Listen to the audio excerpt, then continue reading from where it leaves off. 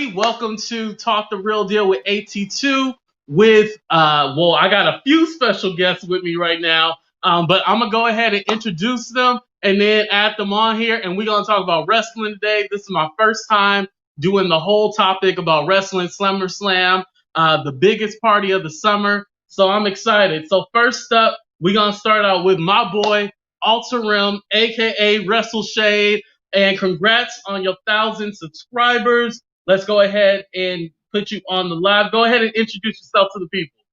Hey, what's going on, you guys? It's your boy Russell Shade here, back in the building once again with AT2 once again. What's good, y'all? And thank you, too, for congrats on the 1,000 subscribers. Thank you. My bad. Yeah, of course. Yeah, that's a big deal. 1,000 on YouTube, because you know YouTube be hating. So it's about time. I mean, it took like 3 years. That's the different story. All right, and now we got 1/3 of Down for the Count. Introducing next, Tiff. Hi. Hey. What's up, Tiff? Hi, Wrestle Shade. Hi, what's going on, bro? Hello. What's up? Thank you for joining me today. Of course. I finally got an invite to this show. You don't never invite me. I just be watching on Instagram. Everybody be open to everybody. They be having all kind of talks on here. I be like, I feel personally attacked that I was invited. The rudeness. Well, I made sure to reach out to you this time. You know I love you. Right. Hello, everybody. I am Tiffany. I have an Instagram account. It's called Design TV 2. I do have a YouTube, but haven't quite gotten that together yet. However, congratulations, Wrestle Shade, on your subscriber count going to 1,000. That is a big move. So congratulations to you. Thank you. And usually I try to post on Instagram as often as I can. I watch wrestling avidly. That is just what I like to do in my spare time. That's just my hobby. But if you can't watch me, you can always watch Wrestle Shade, okay? Because we have everything. Thank you. And that is the... Thank you. I'm like, Thank you. And on my side, you guys, that's the same for me. Like, if I'm not posting anything, you can always hit Tiff up at Psych Design TV 2 on Instagram, bitch. It's nothing but love. Nothing but love. Wait, before I introduce Nicole, I want to put this comment up here. Rachel said, hold on, here we go. Did it pull up? AT2 dressed like Vince McMahon. Executive realness. Yo,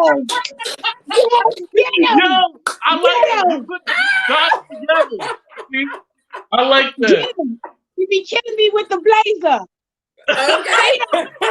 You know I'm the host. I got a little You got a whole neck on with a blazer. And next up is 2/3 of Down for the Count. Nicole, welcome to the show. Hey, people. I look ill. What's up, Nicole? How you doing? I look rough. I'm fine. No, you don't. Yeah, I do. That's why I'm such low lighting. I'm just back in the land, visiting my mom's. So okay. Oh, that's nice. Yeah, it's hot though. I know I'm hot in this blazer right now. I know you are. But I know you are. I don't. I had to get the full aesthetic. But again, congrats on the 1,000 Wrestle Shade. That is amazing. Oh my God, thank you. But also, I don't commentate because I don't like my voice and I already don't want to listen to myself when we're podcast recording. But I'm usually tweeting or live tweeting about something. So if you want to follow us on our podcast Twitter, down for the the count 19 on Twitter. I'm always pretty much on there, so it's Alexis as well. And then also you can follow me on my personal account. What is on my Instagram? Yes. I think I follow you on Instagram. She don't remember. She don't remember. It's Nicole without Rachel the is hole. cracking me up. Hey, Miss Purple. All right, we got one more to add on to the live. Welcoming V Fox to the live stream. Hey. Hi. Y'all have to forgive me. My son has NASCAR and he's a little bit of a redneck. So we're on the last match now. Yeah, she's on the last match right now. My baby's a bit of a redneck. I'm not going to judge his lifestyle choices. We had to watch all the racing and all the playoffs. I'm sorry, Cameron. We watched IndyCar too. My bad. It's all good. It's all right. I appreciate you joining us. So, y'all man. we still watching. Right. Hey, that's all that matters. By the time we're done, you'll catch up to the end, so it's cool. So what I want to start out is how you guys like the Thunderdome and everything like that. So we're gonna start out with WrestleShade first, and then go down the line. The Thunderdome was cool. It was a great experience. I think it was updated massively versus the original and traditional Thunderdome. I think it was really dope. It was a lot of LEDs went into that thing. So yeah, I liked it. Right, and I like the pyro too. I do like that part. The pyro, yes, yeah. Yes, like a minute. Right. And what about you, Tiff? I love the Thunderdome concept. I thought that the Thunderdome concept brought back the fun of wrestling because you missed it for the last couple of months. And before that, it was a little stagnant and they had to do something. Yes. So for them to be able to bring back the Thunderdome and then to do it so massively, they took the idea of what the NBA did on such a small scale and they blew it up into this massive thing. And I was just like, this is what people want from wrestling. This is what we wanted to see. You got pyro again. You got all of the LED. Like, it's hot in that damn Thunderdome. All the damn lights. and shit. Hey, that's why I'm sweating right now. I feel like I'm in with the them and those fake fans. But I love it actually. And the LED lights for certain people's entrances on the Thunderdome really highlight this is the best Bailey's entrance has looked was with the Thunderdome. That's the same thing with the Fiend. I thought it was beautiful how they had like his face and like mosaic tiles broken up. I thought that was like so clever. It's like it was really great visual representation. Also, shout out to the people who are watching it. Like there have been a whole bunch of weird stuff, like people on the ground. Like there was somebody who had a Pikachu in front of the screen the whole time. There was my son called out the Pikachu, y'all. I'm sorry for interrupting. I'm watching right now. Oh, not the Pikachu. I love that Pikachu. I don't know who that was, but I love him for it. Great. Somebody had a Fire Velveteen sign. Yeah. Somebody had a Fire Velveteen. I found him on Twitter. He got banned. He got kicked out right when I think once people started, they realized and like people were like, oh, like look at this. Meant so whoever he got banned out, he got kicked out. Yeah, they kicked him out, and then I'm like, that poor intern who missed it is gonna get fired because people realize. So I haven't signed up for it. I think I'm gonna sign up for it eventually. So the thing is, it's that you have to be in front of the camera the whole time. Yeah. So you can't get up, can't move around a bunch, so on and so on. So that's why that person with the Pikachu got basically bypassed that because they just had something that was stagnant in front of the camera for the whole time. So yeah, as long as you are still in front of it, you can bypass a lot. And I think people like, especially with that sign, they're going to try to see what they can get away with now, which I don't like. Hey, but was that guy wrong with that sign? No, he's right. Fucking fire Velveteen Somebody Dream. say something? Period. Get rid of Patrick. Get your ass the fuck up out of here. Right. Period. Get them out of there. What are they waiting talking about? They did an investigation. Get out of here with all that shit. V, how do They you feel about claimed the it was This was just their an investigation. accusation. They did this. It was just an accusation. What do And you they're want like, you from know us? what? We We're want good. the You're responsibility. fine, Patrick. Right. They need to get arrested. Y'all, we on the Bray Wyatt entrance. My son is fascinated by the lantern right now. So Oh. Yeah. Hey, V, I was asking you, how did you feel about the Thunderdome, like in general, the arena? I was snickering at the Pikachu, and I think someone put up a toy lion, like a fuzzy lion or something. It's okay. I don't know. I didn't get to watch SmackDown because my son won't allow me to watch TVs in the house unless it's with him.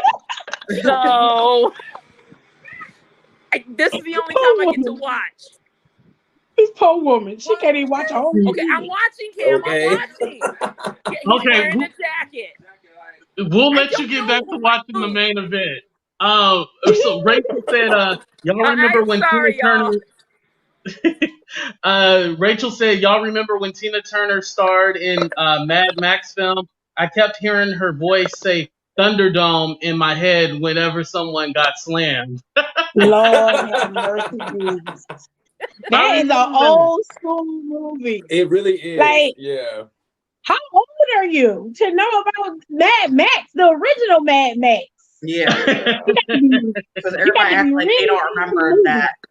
Okay, and also I don't know if are we going to talk about Mandy and Sonya's match? Oh yeah, we're gonna go down the list like okay, because I have a grievance about people on the internet about that. Event. Okay. So well, hell, let's go ahead and start out. So the pre-show match was Apollo Crews versus MVP. I'm gonna start out with Tiff first. I'm so glad Fred Sanford lost today. Y'all don't understand. Stop it. I'm so happy that Fred Sanford lost. I'm so glad his old walking in. Look, outside of character, I truly love MVP because without him, you would not see Shelton Benjamin, you would not see Apollo Crews, and you would not see Bobby Lashley. As much as I despise Bobby Lashley, I do respect the fact that MVP has put black and brown people on television because before that, give him his flowers, Tiff. Give him his flowers. We were not seeing that. So I can respect what he's done and still not like his old ass. Because I just don't. I feel like MVP always been a slow, slumpy wrestler. He always been that way. His wrestling skills. I wouldn't say always. Not when he first started. How long you been watching him? How long you been watching him? Because I saw when he debuted. I was there. Okay, no, I watched it from that when he was the free agent or whatever. I remember. Yeah, I was there from that time all the way till he got burned by Kane in the fire match. I was watching it. Okay. You need to put some respect on his name. The whole time. Walking like them leaves is aching. Okay? Oh, God. So I was just glad that Fred lost. But I tell you this, Apollo Crews showed up and showed out. Okay, Apollo came in there with the white, and I was like, oh, okay, you ready today? You ain't playing SummerSlam. SummerSlam. He showed out. I'm like, okay, I'm gonna watch this today. He came in there and he won. He kept his belt. Thank God. So I'm just glad he got it. I'm just glad Fred Sanford and the Sanford Arms ain't running around with the goddamn U.S. championship. And then I guess Shelton can keep that 24/7 championship. I don't care. But as far as I'm concerned, I just want them to move on to something else. This should be dead and over with. No shade. Okay, Nicole, moving on to you. What did you think about the pre-show match? I literally did not see any of the pre-show, because I was cooking. I said I wasn't gonna watch it. So, and also, following enough, so once WW like us in Corona era, what I like and don't like about is the pay-per-views. I feel like are too early for me, so I feel like I'm doing stuff. I was like, I do stuff at 7. I don't have, and I'm like, dang, I gotta rearrange my day to sit down and watch this. Like, come on, WWE. Right. But honestly, all I care about is that he's win. I knew he was gonna win. I was like, MVP's not gonna take his title, so it's like, it's whatever. And then I literally clicked and I saw him with the title. I said, that's all I need to see, and I went upstairs to go get my food, and then I came down there. And I've been in basement ever since. So it was a good match, though. I might watch it. I'm just not here for the pre-shows, really, all like that. Yeah. Because, I usually miss the pre-shows too. The only reason why I caught it is because I knew we were doing this today. Other than that, I would have missed it too. I missed when I went to Takeover for War Games. I didn't even go to that pre-show when I had tickets. And I was like, and people were looking at me, and I was like, sorry, because everybody was in my row except for me and my friend that I met up with there. And I was like, nah, I need a rough day. I'm not going to I don't care about none of that. Oh my God. And WrestleShade, how did you see the pre-show match? I'm gonna have to side with Nicole on this one. I did not see the pre-show, the pre-match, only because I was catching up on NXT Takeover 30. I was a little behind on things, and I had to watch Takeover. So yeah, I did not catch the pre-show, but I caught the beginning of SummerSlam. For the duration of the show. Okay, got it. All right, well, I'm gonna finish off with the Apollo and MVP match. Okay. Besides Apollo did his thing. But what I wanted to say was that I see the build of them making Cedric Alexander a big star. Because MVP kind of already planned the seeds in his head. So I see where the storyline is going. And I like that because MVP, and Tiff, you touched on it. Like, I like how he's giving Black and brown people opportunities. So I really do appreciate what MVP is doing. He's really putting the spotlight on people of color, and I really like that. So I cannot take that away from him. And, maybe we don't want to see him wrestle, but I definitely do like seeing him within the storylines and stuff, No, we don't need to wrestle. Yeah. No. MVP is amazing on the mic. That's something you probably can't take from him. He's like really good on the mic. No shade. And I 100% agree with that as well, because I think Cedric has been one of those people, like, he's really good in the ring, but his character needs some work. Which is like, I really like him. And then everybody was like, well, like, Brock has Paul Heyman. I was like, that's a whole different scenario. And that was 10, 15 years ago. So that's like, that doesn't even matter no more. Not the same. You can't realize it's really not the same no more. I said, you can't do that. So yeah, I do. I, like everybody was saying, like, I love what MVP is doing. He is doing his job, unlike the people who are in his age group who are also veterans. He's actually uplifting. Ooh, child. Uplifting and teaching and getting the next generation prepared. So, MVP can go to sleep. He sleeps real good at night. I'm just going to say that. I say their name. She can do it too. Fuck them. Booker T and Mark Henry on some trash. Period. That's it. Trash. That's it. Hey, you heard it here first. Okay. Get it together. Cheers to that. Get it together. You, Booker T, and your dress that's hanging on by a thread. Cheers. Ciao. Okay. A thread. You like 2 steps away from them suckers just falling on the ground, okay? You're Yeah, having they look issues. like they Get it brittle, together. about to fall off the root. Like, yeah, Nope. basically.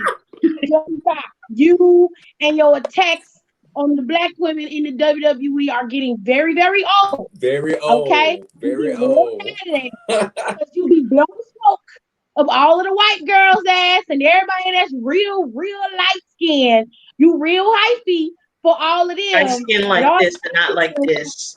Thank you. A la Daniva. Thank you. You real suspect. Almost Uncle Tom-ish. Okay? Get it together. Get it together. And Mark Henry, everybody not gonna kiss your ass, Mark. Everybody not gonna kiss your ass. You're gonna have people who are grown. These are grown adults. These are not teenagers. So you cannot treat them like that. So Lio Rush have every right to feel how he feels. He did not want to be talked down to. He wanted to be treated like an equal. Now y'all ain't on the same level career-wise yet, but you can respect him as a man and as a human being. And that's all people ask for. It's just simple respect. Now, if you're going to be in the WWE and be mentors to people, you can't pick and choose how you treat people. You need to treat people fair across the board. And just leave it at that. That way you ain't got to worry about nobody talking shit about you and you got phone numbers that don't work and you fucking with people online and shit. You ain't got to worry about all that. You know what the fuck you're supposed to do. The views and opinions expressed on this show do not reflect the views and opinions. Come on. Hey, I ain't gonna say you wrong, but I ain't gonna say you right. But you definitely ain't wrong. Moving on to the next segment. I think we're gonna go ahead and do Bailey, and then we're gonna go out of order, and then we're gonna go to Sasha because they kind of tie in together. Y'all want to do it like that? Yeah, whatever works for you. It's your show. Okay, cool. So I'm gonna go ahead and start out with Wrestle Shade. What was your thoughts on the Bailey versus Asuka match? The Bailey versus Asuka match for me was a really cool match. Bailey with her unique leg submission, that was pretty cool. I can't lie, I wanted Asuka to win the match, but I knew for the storyline to continue, you know, for things to get kind of crazy between Sasha and Bailey, somebody needed to win. So I am kind of glad with, you know, how things turned out with Bailey actually winning and Sasha, you know, getting involved in the match, you know, being a distraction and kind of causing that whole thing to happen. So I was here for the match. I was here for it. I don't know. Yeah, I liked it. It was cool. Tiff, what did you think about the match? I love that match because Asuka whooped Billy Bob's ass. That match was so fun to watch. And then it was like the end. I was like, not like this. Like she couldn't win clean. I was so mad. But outside of kayfabe, do I understand it? Yes, but I was hoping that Asuka would win that title because I want Bailey to be the one to turn. I don't want to see Sasha do it because we've already seen that. So if you're gonna do something and you waited so long and dragged this storyline out for so long, that to me would have been better because right now Bailey has the heat. Bailey is like, you know, Vince's little favorite pet as of right now in terms of her character. And you need to capitalize on what she's bringing to the table. It's not to say that Sasha isn't capable. We're aware that Sasha is capable. It's how far is Bailey willing to go to maintain her status as the top woman in the WWE? That's the question. So if you get to see her do that, then you'll be able to say, okay. But for a long time, everybody always said Bailey was at the bottom of the totem pole when it came to the 4 horsewomen. It was always Charlotte, it was always Sasha, and then it was always Bailey, and then it was Becky. And it was always because of how Bailey was presented. She was presented like a fun, loving character.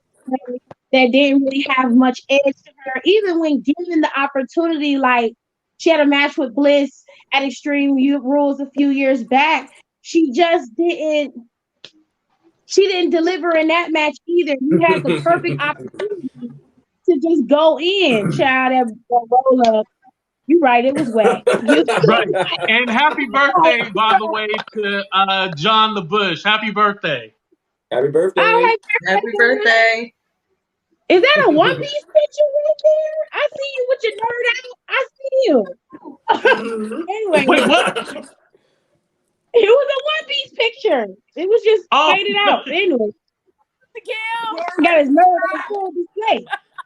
But anyway, sorry, y'all. No, it's okay. I was just saying, that's just what I wanted. But I get it.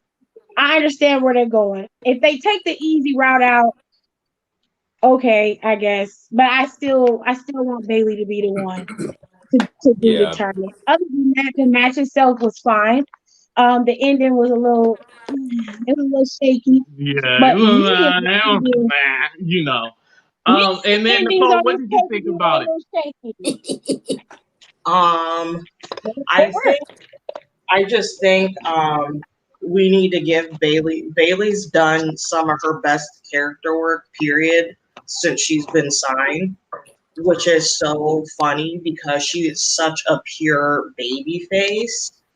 Yeah. And I was always something, and I always liked Bailey. She wasn't my favorite out of the four, but I respected her. I was like, she's good. And so I was like, I just want something more from her. I was like, I want her to evolve, and she did. And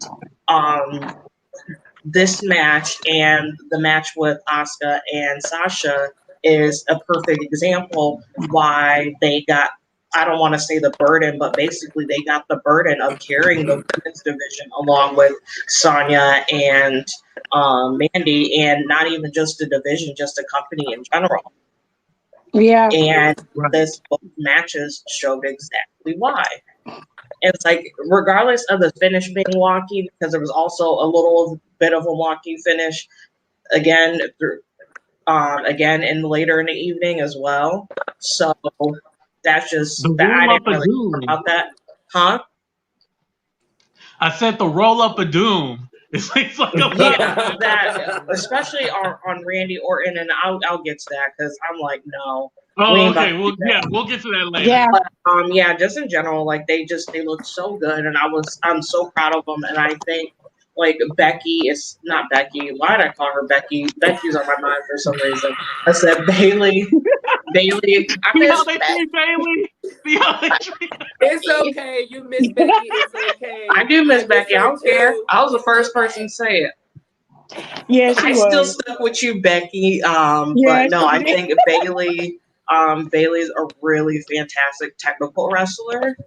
Mm-hmm. And I'm glad that her being this character now, she's able to show it, because this wouldn't really match well with her babyface character. But yeah, I think she's doing great.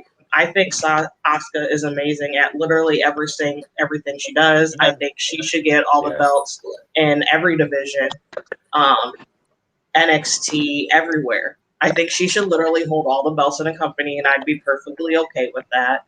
I think she should and AEW then also take all their belts, because she also deserves their belts.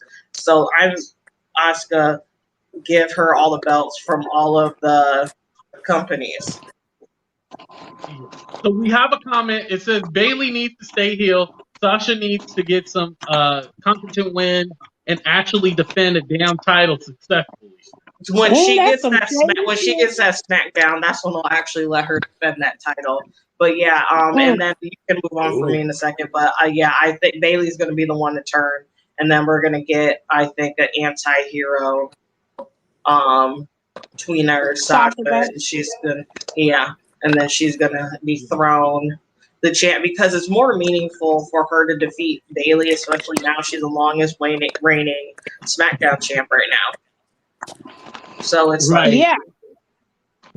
And B, how did you see? Well, obviously you did if you on the last match. We What were your just thoughts about finally it? finished. My son stopped screaming about Roman Reigns. Okay. Don't kill it already. Huh? Oh shit. I Sorry, said, my don't bad. kill the Fuck. ending already. Come on now. Y'all leave me alone. Y'all do all the Okay, power to I'm have moving on fun. from you. Don't y'all judge my Okay, Poor lifestyle baby. choices. Put on my Sasha Banks shades. so we're gonna get on to Sasha versus Asuka next. Pull up the ending.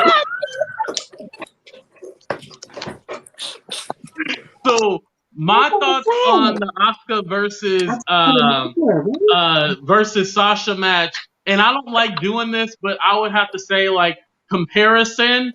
The Sasha match was 100 times better than the Bailey one, and I feel unfortunate because I feel like when it comes to like the matches and stuff like that, I just feel like Sasha can pair up with anybody, where Bailey, I don't feel like she can pair up with anybody. I feel like she has to have specific people, or the match kind of falls short somewhere. And I don't Yeah. know why that is, but that's how I feel in general.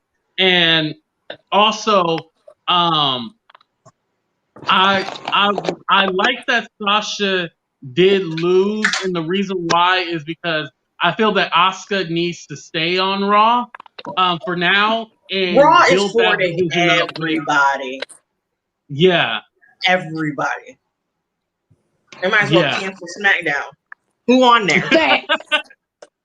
I'm Facts. glad they're not Who's on unifying the SmackDown? title though, because it seemed like they were going to unify the title. No, they're not. No. Mm-mm. No. They won't do that. Okay. Well, yeah. They Now got we too know many they're not. people. Thank God. They All right. So can't. I'm They gonna have go. shows on separate networks.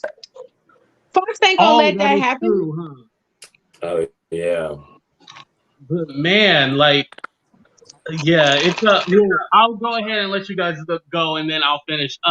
Tiff, we're gonna start out with you. What were your thoughts on the Asuka versus Sasha match? I always liked the way Sasha and Oscar wrestle. I've never not been a fan of them wrestling each other.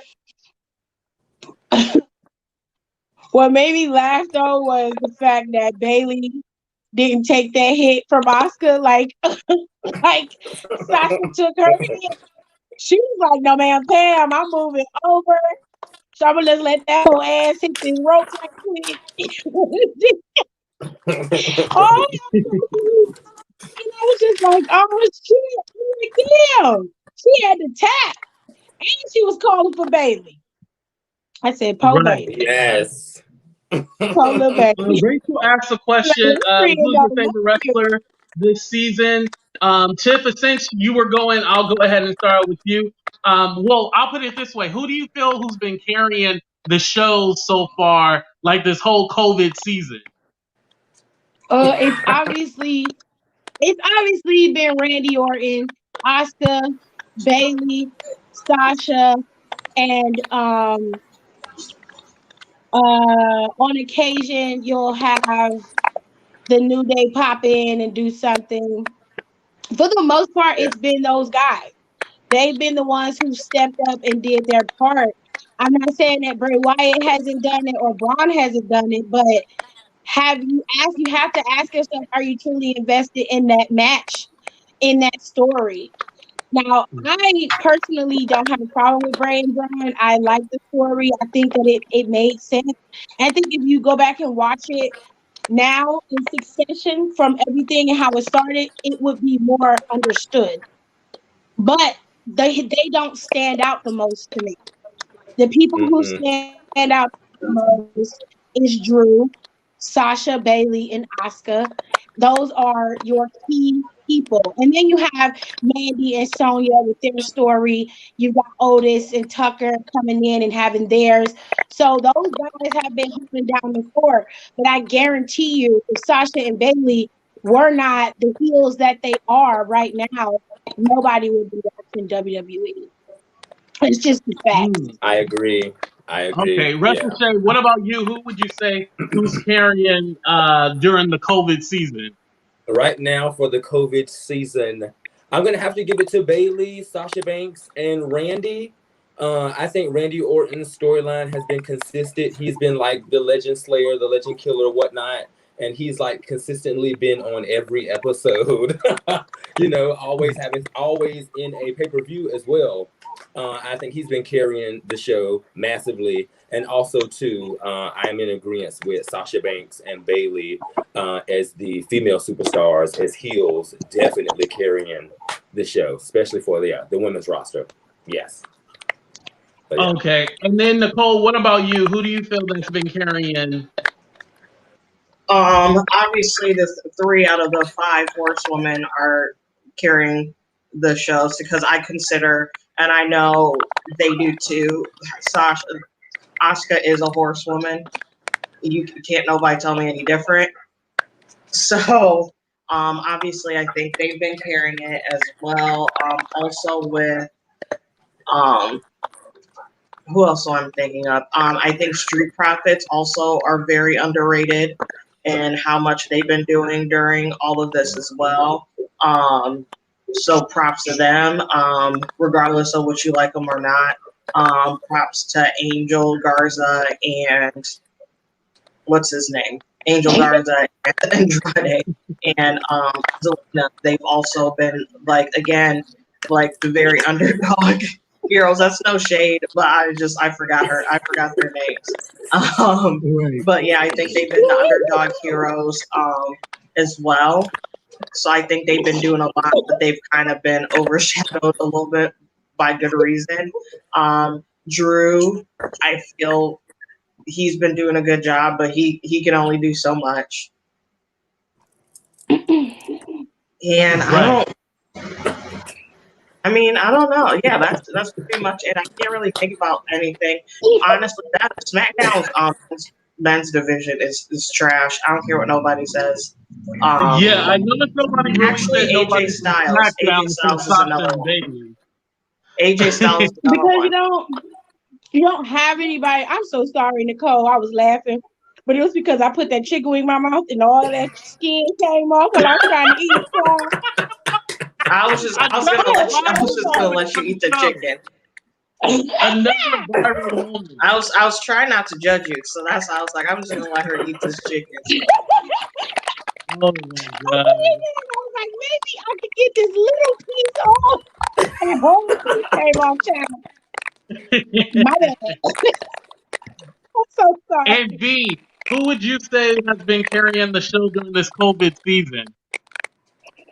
I'm gonna go with Asuka because I have loved Asuka since she was in NXT. Oh God, Drew, hints of the New Day, Bayley and Sasha. It's hard, but yeah, those ones for me, they've been carrying it. Right. Yeah. And all of y'all who like I'll say this, like everybody who you guys named, I would have to agree with too. I kind of like the Raw Underground. Like at first I thought I hated it, but it's so ghetto and trashy and hood. I love that shit. Like I love Raw Underground. That's what's been doing it for me. I love and Retribution. Like I like those two Yeah. things. Like I'll have to add that in there. But we can talk about those two things after we're done with the pay per view, though. Okay. And then well, let's go ahead because I didn't get you guys' three opinion on the Bayley and I mean not Bayley, but Sasha and Asuka. Hold on for a minute. Russell Shea, we're gonna go with you, okay? Okay. Now or I think now. I think now because I think he was going on a body break. Well, yeah, I like the match. It was a hot match. Like I said in the beginning, when it came to Bayley and Asuka versus Asuka and Sasha, somebody had to win and somebody had to lose. And I think since Naomi won her match against Bayley on Friday on SmackDown, that Sasha was gonna lose this match. And I didn't make a live prediction, but my prediction was kind of right. And so yeah, I was satisfied. I mean, I do think there's going to be a major upset at what is it? Payback. I think that's coming up within the next week. I think there's going to be a major upset there, but I'm happy with the outcome for SummerSlam. Okay. Can you guys do me a favor? Mute your mic for a minute. Okay. Okay. Nicole, unmute your mic. Okay, you're good. Tiff, unmute your mic. Okay, you're That's good. ice. V, unmute your mic. I know, that's what I was like, you're good. V, can you unmute your mic? Okay. Okay. You snap, crackle, and popping. Can you sign off and then come back on? Aggressive. Okay. No, it happens on this software all the time. Yeah. And then Russell said, go ahead and unmute your mic. Okay, there we go. This thing, you always got to sign back on and sign on again. It's dumb. Yeah, it was nothing with her though. It's probably it's just a part of the thing. But anyway, were you done with yours? Russell, share your review of the match. Oh yes.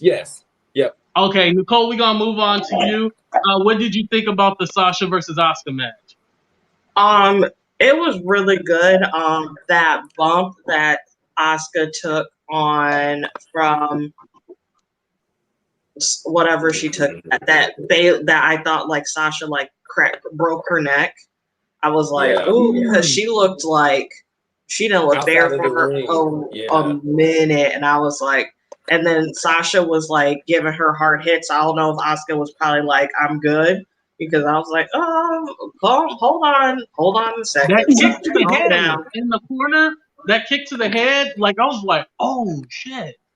Yes. Yeah, but I like it because I also like matches where people like try to kill each other. So I was also okay with it while also being worried about their well-being. But I like it. I enjoyed both matches.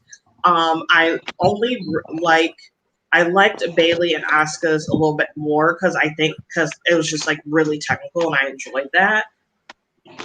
Or this also, and then maybe I was starting to get tired of watching SummerSlam, so I was just like, ooh. I was like, okay, let's speed up the show. Oh.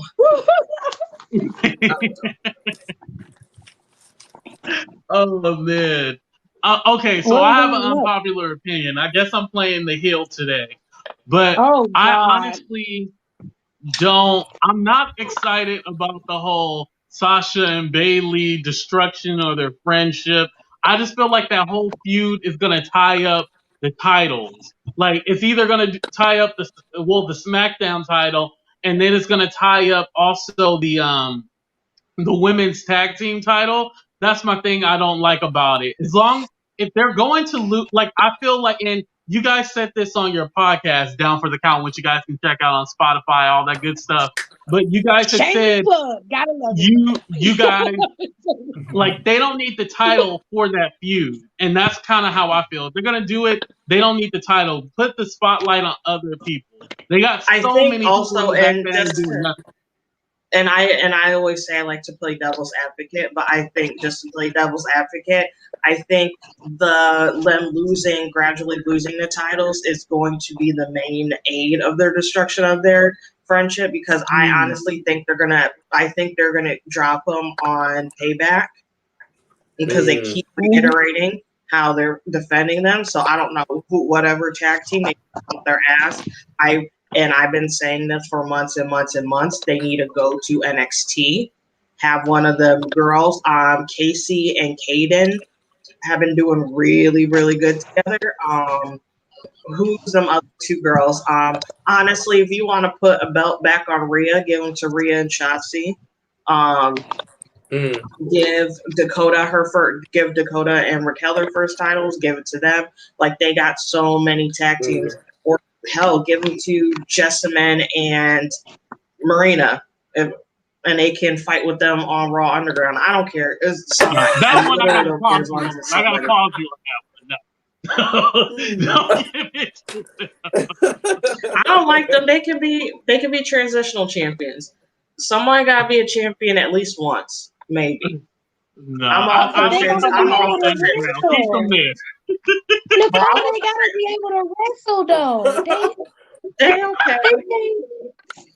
They You know, can't we can't really be wrestle. talking about how people they can't wrestle because there's some men on there who can't wrestle and yet they still kicking it on there.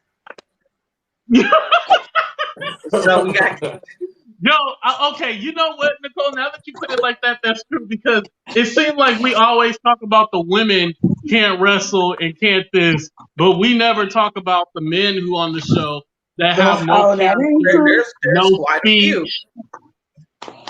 Oh, What I was be that? dogging people out. Oh Okay, yeah, I be yeah. dogging people out.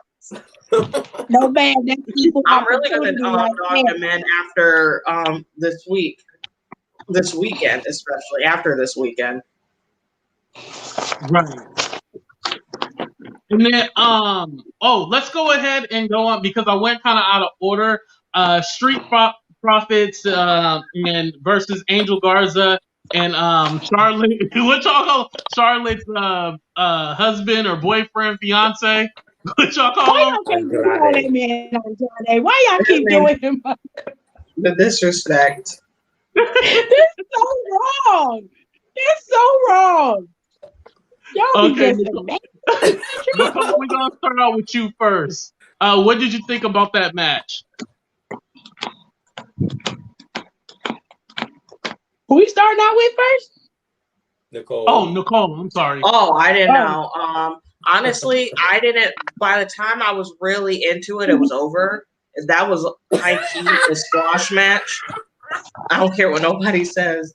That they were like. I felt like everybody was in the back, like they were just doing the production. They were like, "Who can we give the squash match to?" Because you know that there has to at least be one. Nicole. It was. I kid you not. I was talking to my mom. I was tweeting. I was watching, and then I went to go look at an email because I got an email notification, and I looked up, and the bell rung. And I was like,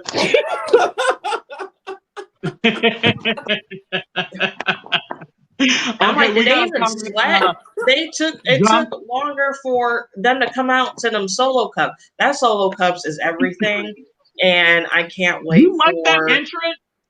I I love that I entrance. Oh my love goodness. it. Okay, I I guess I loved am the it. heel tonight because I hated it. Like the I stupid loved cup it. fall off. 82. You know how I think once they get like fans back, they're gonna go. I would go crazy, and I would be grabbing cups because Yes, what I would WWE should do. solo cup. I would. Yeah. For WrestleMania, that'd be cool. I but would be walking around with solo cups all night. I think they should. I just wish it was more of them. That's all. Yeah, It I was wish just a there little was way more of them, and I wish they put the Street Profits symbol on them as well. Yeah. Right. Yeah. Right. Yeah, that'd And be cool if so they put like their symbol on it or something like that. yeah, They because sell they the have Street ones Profits like that cups on the at WWE shop. WWE.com. Yep. All right. They sell John the LaBush cups. said Andrade's back elbow is a thing of beauty, but with what are they doing with him? Getting a paycheck. Facts. No shade.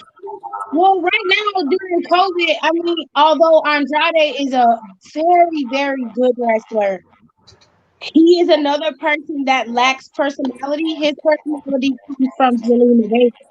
So there's really not much they can do with Andrade, with everything being so streamlined the way that it is.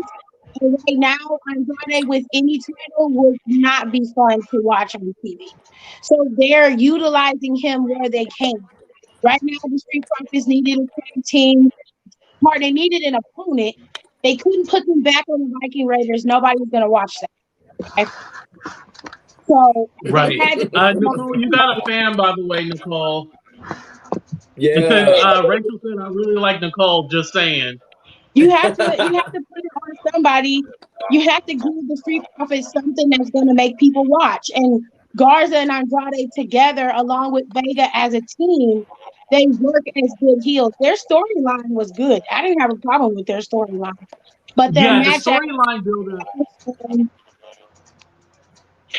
I just wish it I wasn't don't Zelina know. who poisoned them. I thought it was going to be Retribution that poisoned them. That's what I wanted. I mean, it seemed out of place for Retribution to poison somebody. I mean, really think about how Retribution operates. That don't seem like something they would do. They're more of a I'm gonna attack you in your face and fuck with your live stream. They're not goddamn messing with the production truck doing wrong. I'm like, why are you talking to me? What is going on? You got people cheating, blowing up Yeah, they were doing the most. There should be nobody up on Raw. You don't see them do nothing to nobody on Raw. Everything happens on SmackDown. On Sometimes it SmackDown. ain't Yeah. right. You know what? Hold that thought because I'm going to tell you my theory about Retribution, who their leader is. V, did you I like the wonder if Street it's who I Profits think it entrance? is. Because I have think an I idea know of who who. it is. What? You think you have an idea, Tiff? Yeah. Oh, okay. Hold that thought, though. Hold that thought. V, how did you like the Street Profits entrance? Did you like the solo cup falling from the sky?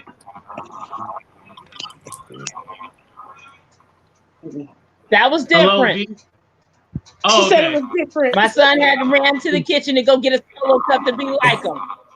Hey, I got my solo cup right now. Okay. Come on. Yeah, what did you think about the match, V?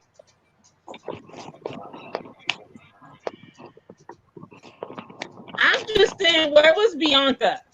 Why don't they give Bianca some love? Thank you.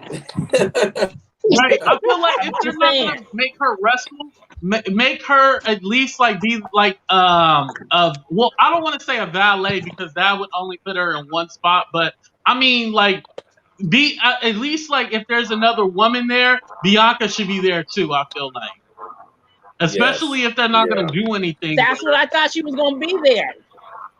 I did too. I thought she was gonna be there because you saw Selena prancing around, and I'm like, where is Bianca? Why is my girl not out there beating her ass? She had Zelina had gear on basically, and I was like, okay, Yeah. Bianca's gonna come out, and then that's why I was like, the match is over. Right. Hashtag justice for Bianca. I mean, well, I don't know. I mean, the way that match went, they didn't need Bianca, to be honest with you. And Zelina Vega come out there and look like every time I see her, she look like a new anime character, and I just a whole new cosplay. You didn't like the purple outfit? You didn't like it? No, I was thinking Shredder. I don't have a problem with Zelina. Like sometimes Zelina come out and her stuff be very unique and it's innovative, and you're like, okay, that was cute. But this right here, it looked like the coat, it was doing a lot. And I'm trying to figure out what's going on with the coat. Was it structured right? It's supposed to snap on the side like that. Is it supposed to fly like this right here? I like told what? y'all it was Shredder. Hold on. I'm gonna put this comment up here for a minute. I'm gonna let this comment sit here for 30 seconds. Ooh. I mean, what black woman is even getting pushed? That's the first question. Wait, no, we ain't gonna play Sasha like that. Sasha light skin, but wait. Hold on, y'all making me scratch my ear right Sasha now. Biracial. I'm not saying she ain't got no melanin. I ain't saying that. But she biracial and she don't look like me, and she damn sure don't look like you, baby. So let's just keep that all the way 100. I guess point proven, right? she don't count because she's no offense to Sasha, and I'm not discrediting her race, but it's like we would like to see somebody brown. That's all we're saying. Right. Okay. Yeah. I'm gonna leave it at that before Naomi somebody gets and mad at me. We just want the melanin. That's it. That's it. We're not saying Sasha can't be with one of the girls because she already is one of the girls. Okay? We're just saying that you got Naomi back there and you let her waste away in the back. You got Bianca back there. You let Bianca waste away in the back. And then how many other black women do you see on the roster? You can count on your hand how many black women on the roster. So it's Yeah. like I'm until you do something about that. Because you've been doing it with the men. You got New Day up there, they're at the forefront. You finna push this league. Mhm. You got MVP, Bobby Lashley, Shelton, Cedric, and you got Ricochet because he counts for young people. You got all them running, but ain't no women being pushed. But the women are the ones holding down your shows. The women are the ones who are making things interesting. And you want to give them no credit. Yeah, and they get the media attention too. Wrestle Shay, Absolutely. what do you think about? Well, I guess shit. Since we're talking about it, what do you think about the comment about them not pushing black women, and But then your thoughts on the Street Profits versus Andrade and Angel Garza? yeah, well, I think it's kind of asinine on WWE's part to look for a specific type of woman, a specific type of woman, excuse me, and only have like maybe Come two or on three now. and maybe only have like 2 or 3 African American women on the roster, and then not really push them. I think that's kind of crazy. I mean, it really doesn't make any sense. This is always my argument with Naomi anyway, because she's one of the predominant, melanated, dark-skinned African American women on the roster, and they kind of sometimes don't do anything with her. So it's just like, bitch, if we don't go root for Naomi, or if we don't root for Sasha, who we're gonna root for? Because there's really no African American women on the roster. So it's like, bitch, we have to root for these people. No shade. Hello. So I mean, they could do better on that. Right. They could do better on that part. They could do a lot better. But Absolutely. Because it's uneven. It's yeah, it extremely really is. uneven. Look It at really the is. rosters. Really sit back and think about it. There are a lot of black men on the roster for all 3 brands. There are more black men combined than there are on the Mhm. roster for all 3 brands for black women. That is unacceptable. It is Yeah. not right. Y'all trying to tell me y'all don't see these black women on the indies wrestling? You don't see nobody wrestling? You got Holiday wrestling on the NBC. You got Right. Faded wrestling on the NBC. You got all these girls. You got the Pan African champion out here wrestling. Dude, Yes. what? Yeah. I And mean, to go on the but indies, isn't honestly, AEW doing a great job? no, I'm not even gonna go there right now. Honestly, on the indies, like a lot of these, there's so many like indie talents, a lot of them aren't getting booked on mainstream indie shows. So like it's a problem everywhere. Like a lot of the visibility that comes from the black wrestlers on the indie shows are usually have to be for skater shows literally catered to them. Because Right. if you pop up, no offense to GCW, and I'm not trying to shade y'all, but actually no, GCWs, they're not too bad. I don't know, somebody. And you'll see maybe one person. And it's like, And And that. you just have to, I yeah, mean, And that. it's a GCW is the one wide that Leo Rush is a part of, right? GCW. He said he's low key retired. I don't believe him, but it's like you do what you want to do. He's more concentrated Oh, on his oh God. music Oh, I don't career. even want to get into the Leo Rush because that's a whole No, it's different not. It's subject nothing with the shady, but back and that's forth. just he's done, and I'm not trying to. He's done with the business, and honestly, if I was him, I'd be done from the business for a while too. To be completely honest, and I'm not trying to be shady towards him, but yeah, he's done. So I don't want to like keep dragging him into it. But yeah, it's like, and I don't want to equate it to the speaking out movement but it's adjacent to it to where it's more of a deep rooted problem than people realize In how it is, wrestling, like the misogyny and the assault and stuff with and the like towards the women and others within the wrestling industry. It's also about the shitty booking of people of color, especially Black wrestlers within. So that's again, like I think it's a more deep rooted issue.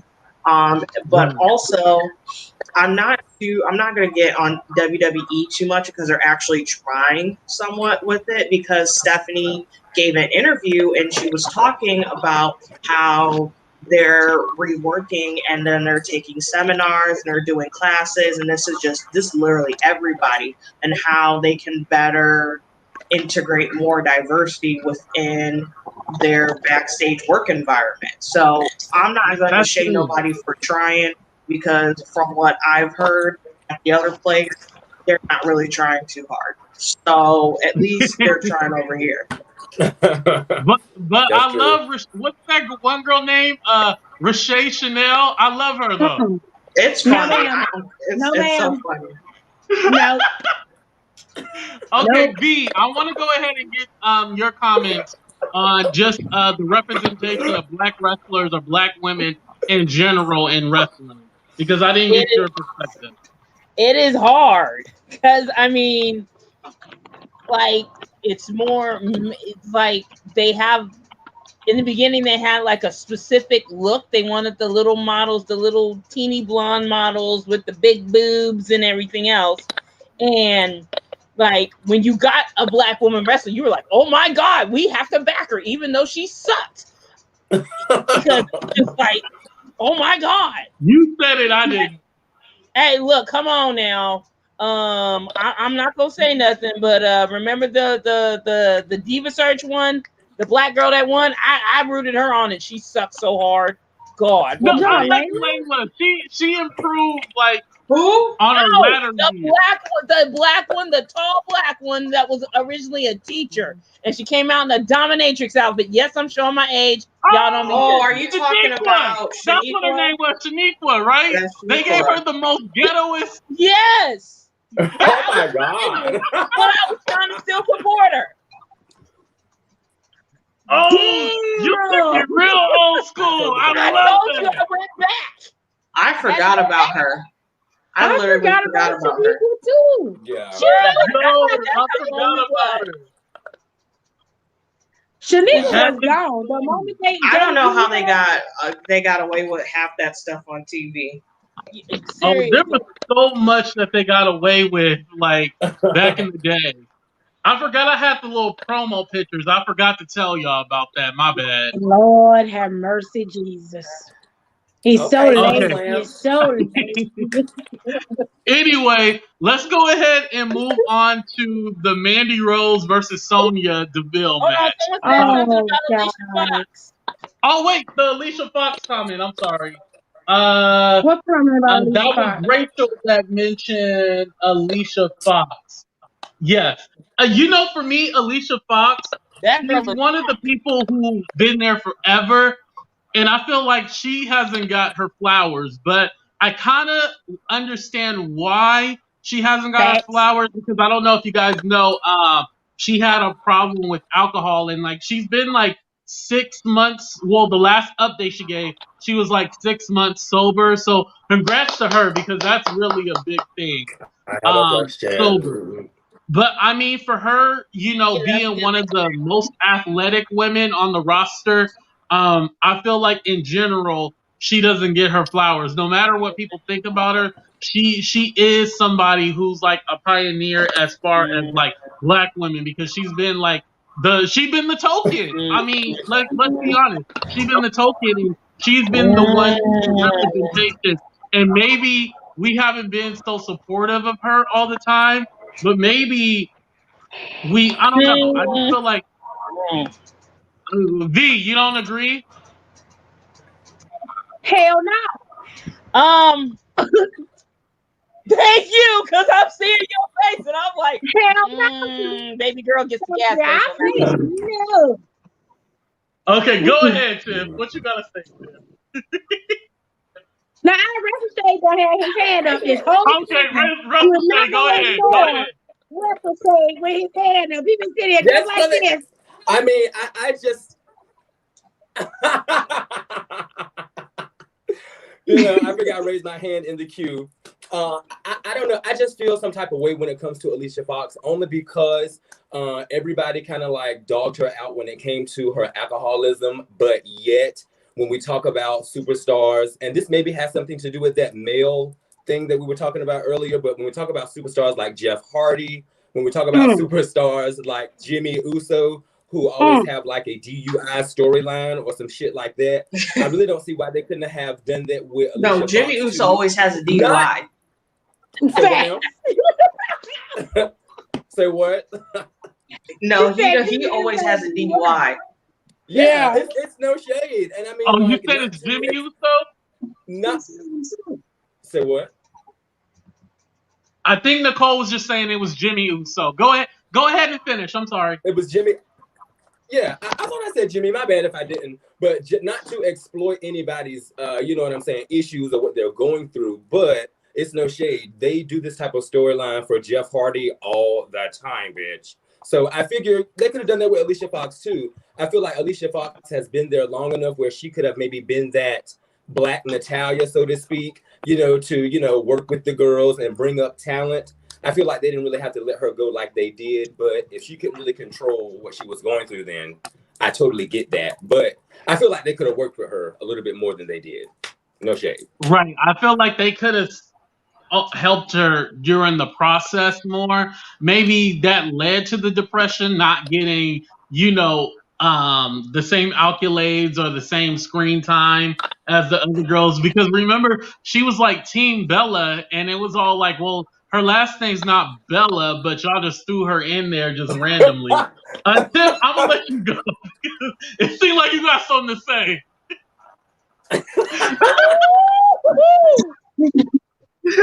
She's probably going to say the same thing I'm going to say about Alicia Fox, because y'all might not like what I got to say about her. I'm not a fan of Alicia Fox. I never have been. I never will be. I don't care for her. I hated her character. I'm like, why for you to be in the diva era and be one of the only Black women there, you were horrible. And you're not a bad wrestler. And that's the thing. You're not a bad wrestler at all. The Northern Lights suplex is bomb. It's one of the best. But at best, that's all you got. And that's scissor kick.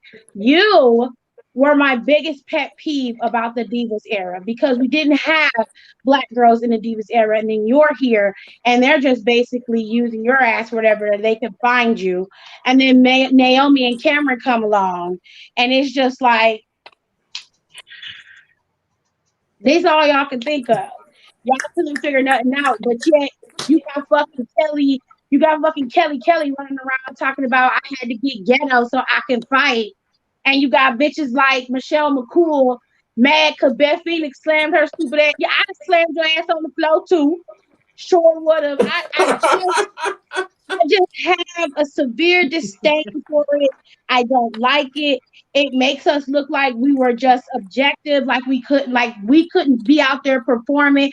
And I hate the fact that it took so goddamn long for them to realize that women can be bankable, they could be marketable, they could be true athletes. And you just have women sitting on the shelf doing nothing for years. And the only thing you decide to push is the young, thin, pretty, blonde girl. And then you want to push the biracial girl. So they've been making strides. I'll give them points and props for trying. But it took you almost, 40 years to figure that out? Right.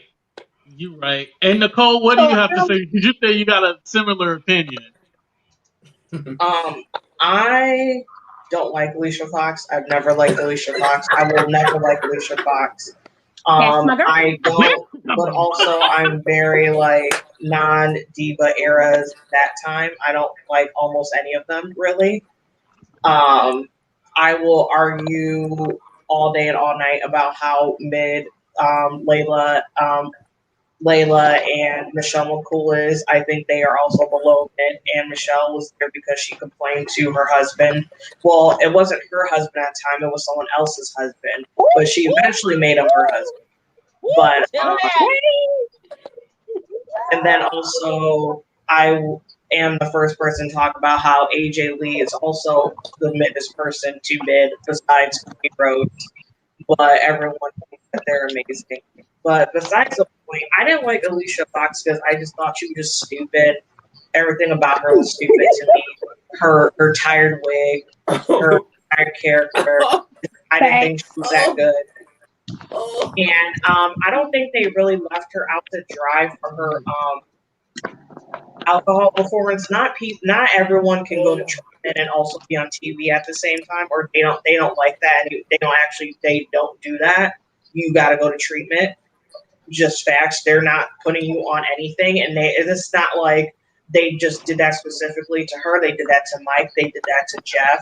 They did that to anybody who's ever been on a roster who has a problem. They are immediately off the TV, and you're not coming back until we think that you're okay enough, and we don't think you're going to be off the rail, and we got to go pick you up at a bar. And the thing about Alicia, this took a while for this to even happen. Like, there was a time when she was wasted. I don't know what pay-per-view is it, and she was trying to fight Ronda Rousey's husband. Oh, yeah, I heard about that. That is being shown up late to tapings, smelling like boot. Like, this isn't like, that's what I'm saying. Like, it was a combination of a lot of things for them to be like, all right, Alicia, you either you just got to go to treatment. And yeah, she was definitely a part of her own demise, you know. Yeah, and that's what I'm saying. And also, and apparently she still technically works for them. They have her as a producer. So that's basically that they'll list you as a producer when they like you, and then you just sit out and collect the paycheck. That's literally what it is. Oh, that's what it. Oh, okay. So she's a lot. She still technically works for them. Like, people think that she's just like, she got future. I'm like, no, she still technically works for the company. I don't know what she's doing, probably not much, but she does still technically work for a company. I don't know. They had her doing a lot of behind the scenes stuff, like Mickey James. Like, you could see her behind the scenes real quick during the WrestleMania 24. So that's what I'm saying. I think, I don't know. It was just a whole bunch that aided into Alicia Fox, really. And honestly, and even though, like V was saying, like, how we try to root for everyone, even because they black, because, you know, root for everyone that's black. Alicia Fox isn't meant to be a star, and I'm always say that not everyone can be the A+ player. You have to have. I would say that's a fair argument. Yeah, and not everybody is meant to be the A+ player. Yeah, and you have to have the mid part. No, go ahead. Just to piggyback off of your Jeff Hardy thing, what you have to understand is that when you have somebody like Jeff Hardy, who was a pinnacle in 2 eras of wrestling, and then you have Alicia Fox, who was a constant in eras of wrestling. There's a difference. There's a difference in the levels. I'm not gonna sell tickets to a show because Alicia Fox is on the moniker. That's just true tea. That's not trying to be rude or disrespectful, but it's the very same thing when you talk about Banks and Bailey and why you're not getting the Carmelas and the Danas of the world on TV. And it's just like, well, are you gonna pay money to watch Dana Brooke wrestle Bailey? God, no. Sorry. We love Dana Brooke. Right. I know. All right, moving on. We're gonna go to Mandy Rose versus Sonya Deville. Okay, so before I let you guys go, I just want to say I'm so glad that Sonya and Mandy are both safe. I can't imagine going through what they're going through. I'm glad that they did continue with the match because I did make the comment. I was all like, if they decide to cancel this match, WWE is probably going to put them on the back burner for however long. You know, that once you miss the boat on WWE, they just drop you. So that's what I was kind of thinking too. I'm going to start with WrestleShade and then go down the line. What was your opinion on the match? My opinion, are you talking about Sonya versus Mandy? Yeah. It was a hot match. I mean, I really do wish we could have seen the hair versus hair match. I was ready to see some scalps get pulled, and things like that. But the match did turn out to be pretty cool. I think that we had a chance to see a different side of Mandy. I hope that sounds right. I at least I thought I saw a different side of her. She was more aggressive. She was more like a female brute, I guess. I was not here for her attire. I thought the attire could have been way better. Yeah, it was like regular wrestling attire. It was like a onesie or some shit. I don't know. But when she took the table out and started sliding the steel chairs across the table trying to hit Sonya, I was done. That was, it was a cool match. It was a cute match. I'll give it to the girls. Yeah. And Nicole, what did you think about the match? I was in a Facebook group earlier, and I said, regardless of how, even if this match is awful, the fact that they even were able to put up a brave face and even go should trump everything, literally. So I said nothing else matters besides that. I thought it was good. I think what made it a little bit wonky, because I think they were more prepared for the hair versus hair. Yeah. So I think that kind of messed, and this is for both of them. I think that kind of like messed them up a little bit, because I think they were like, okay, we're really going to do that. And I'm kind of sad that we're not seeing that. We didn't see that, but I do understand the purpose of them doing this match. I'm one of the few, I actually liked Mandy's gear, also because it was similar to, I think the reason she wore it, because it's similar to Otis's. Yeah. I thought about that too, but I was like, God, this is ugly. But but to me, I wish she would have had the singlet more low cut. Yeah. And the gold would have been sparkly instead of just like the gold material. I wish it was just straight up sparkle, and it would have been like a deep V. But I think also kind of wouldn't make sense for her to have attire that sexy in a no DQ match. So I do understand where she was going. I think they're slowly loosening the reins on Mandy. Mandy is one of the strongest women on a roster. That's not Bianca. That is not Bianca. She's probably the second strongest woman on the roster, and a lot of people don't realize or know that, to be honest. And she's such a powerhouse, and I think WWE is slowly like releasing the reins to let her go. I liked her hair. I actually liked her hair more than I liked her outfit. I think that's why I'm excusing the outfit, sort of. Because I really like that hair. I was like, okay, so you give us a little slick back moment. All right, we're gonna go to V and then you, Tiff, to finish out Sonya versus Mandy. V, what did you think about the match? The match was okay. Her outfit bothered me the whole time. I'm just like, it's not fitting right, because it felt like she was picking at it. And that bothered me, because I'm like, I can't get into this match because you sit up here picking at your outfit. Ma'am. I'm sorry, y'all. Lord help me. I know. I'm gonna work on it. But she was picking at her. Hey, you was keeping it real. She kept picking at it, and I'm like, I can't get into this because you're picking at your outfit, so you're not comfortable in it. Damn. She was. Tiff, what did you think about the match? The match was okay. I'm happy to see that Mandy's getting a little bit better of a storyline. She's showing some personality instead of being the golden goddess, whatever.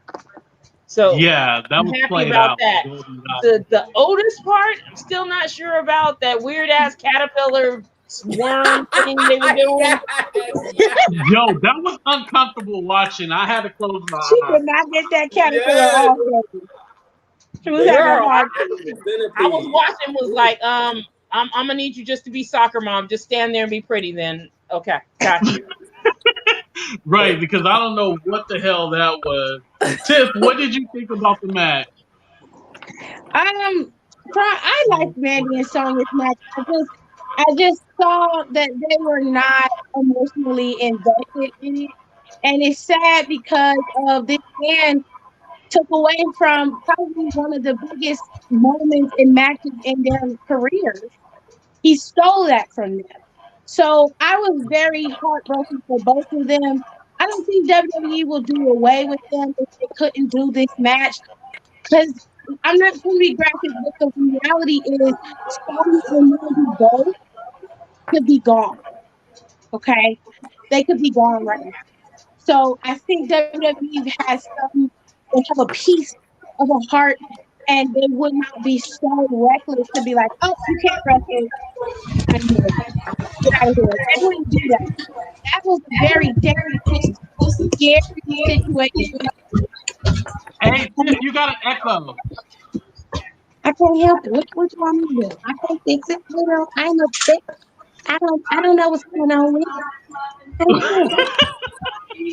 I don't know. I don't know. I still got an echo. Mute I'm it still and then mute the phone and then undo it. Or mute okay. your mic. Okay. Okay, Okay. that's a Can you little hear me better. now? Okay. Can you hear me now? Yeah. Okay, good. Great.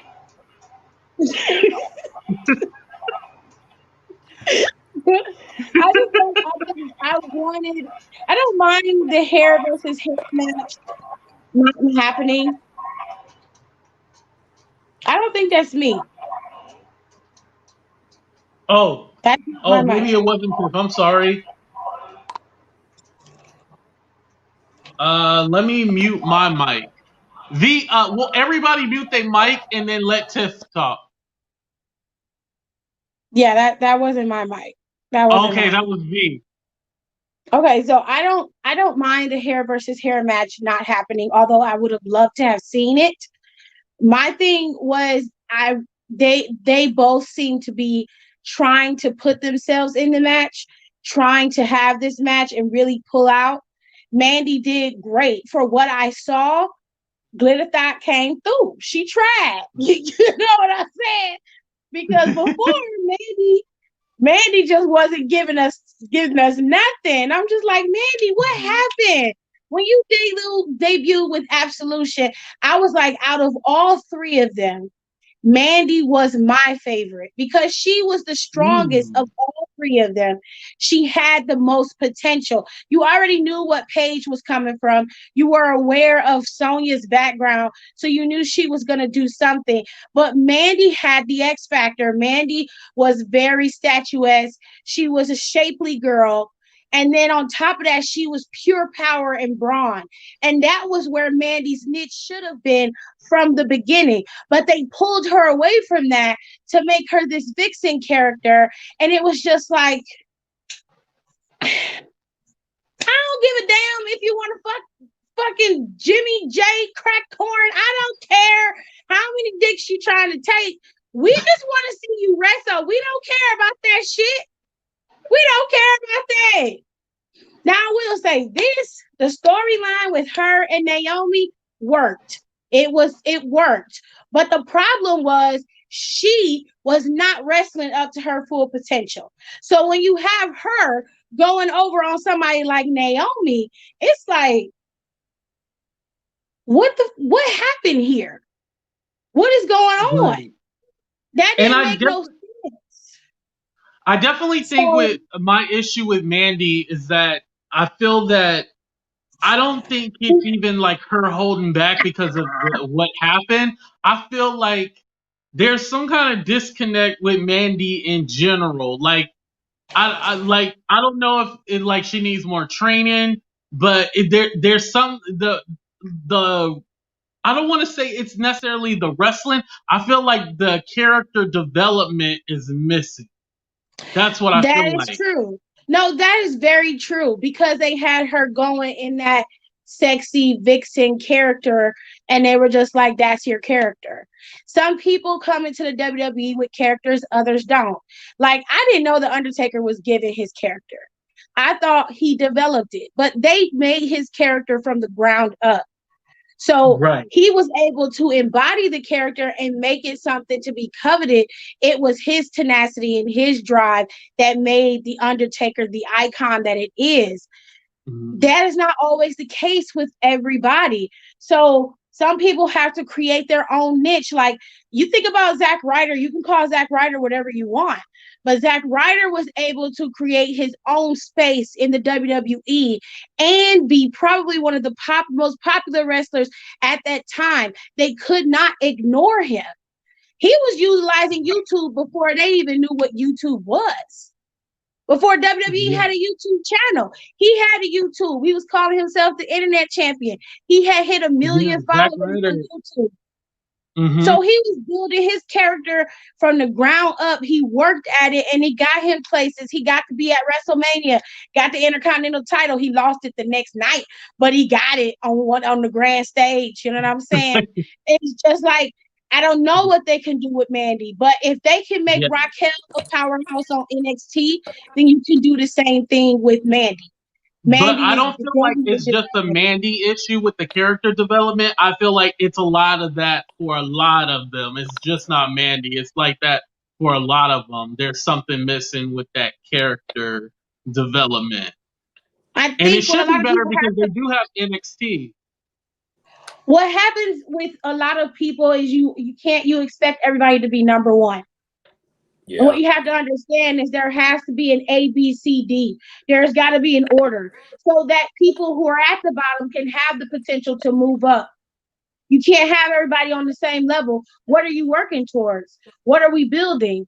Everybody's on the same level. Everybody's fighting at the same level. Yeah, you'll have some great matches out of it, but you're not getting those story arcs. You're not getting nothing. Right. You take the story with Dominic, Rey Mysterio, and Seth Rollins. Would you have watched Dominic debuting against somebody like Humberto Carrillo, or debuting against Andrade, or debuting against anybody else in the back? Would you have cared? Right. Well, speaking of that, since you mentioned it, right. They had to find ways to Dominic build Mysterio versus Seth. Tiff, go ahead and give your opinion on that match. Hold on, so you just gonna take your pants off right here while I'm trying to do what I'm doing. Do what you gotta do. Why y'all don't want me to get no sponsorship? What the hell is going on?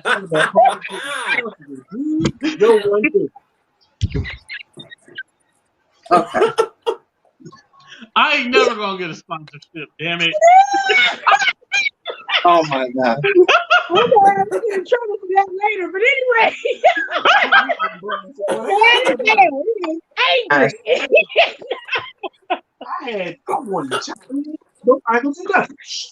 You want me to put camera on you? No. So you don't? You got something you want to You don't have nothing to add? Nope. Do you have something to add about Mandy? Are you sure? I don't want to talk about Mandy. Are you sure? No. You don't want to talk about Glenn? No, I'm good. Okay. You leave that man alone. That's the co-host. Okay, that's Mr. Sewell. All right. Now, what was we at? We was at Dominic and Seth Rollins, right? Yes. That wasn't no street fight. That's not a street fight. That's not a street fight. That was a match with kendo sticks and chairs. That's it. That's it. All you had to do was say no disqualification. And I'd be straight. Right? That's it. Because that's a no DQ match. That was literally a no DQ match. That was not a street fight. That was my only problem with that match.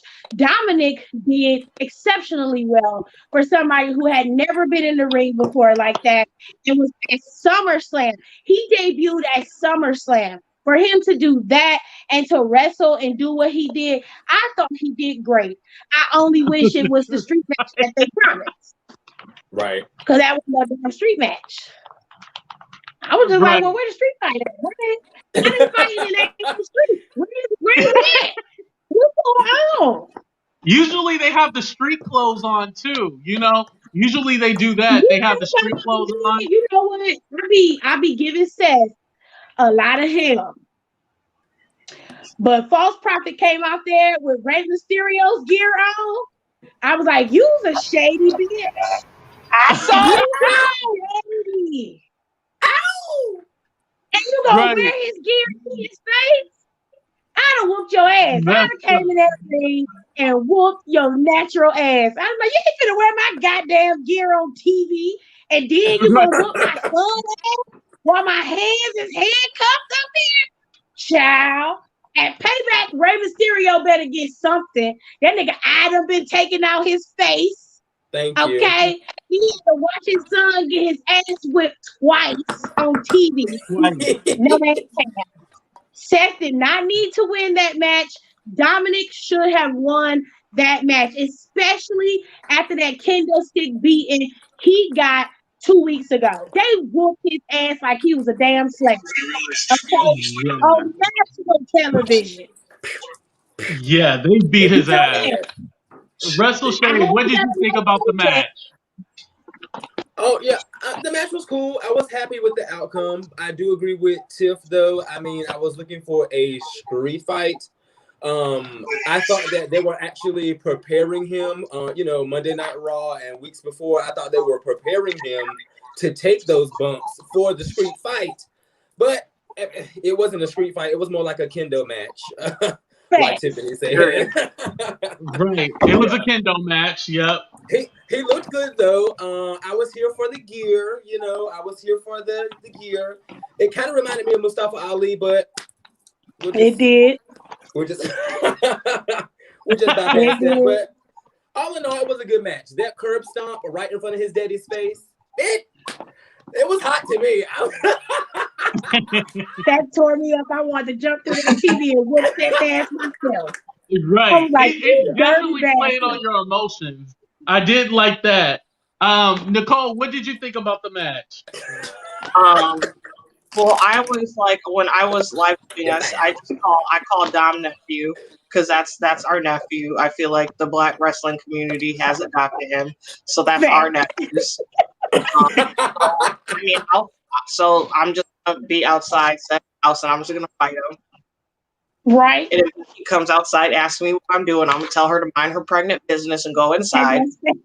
So you incubate that baby. Don't worry about it. But anyways, I feel like, and this is like what I was saying earlier about, we were talking about how we don't talk enough about how the male wrestler, how there's male wrestlers who can't wrestle, but we always talk about the women. Pat McAfee, even though we're not talking about Takeover, and Dom, who's new, he's been training. I believe it was ESPN. I read an article. It was a really great article, and they interviewed him. They interviewed both Ray and Dom.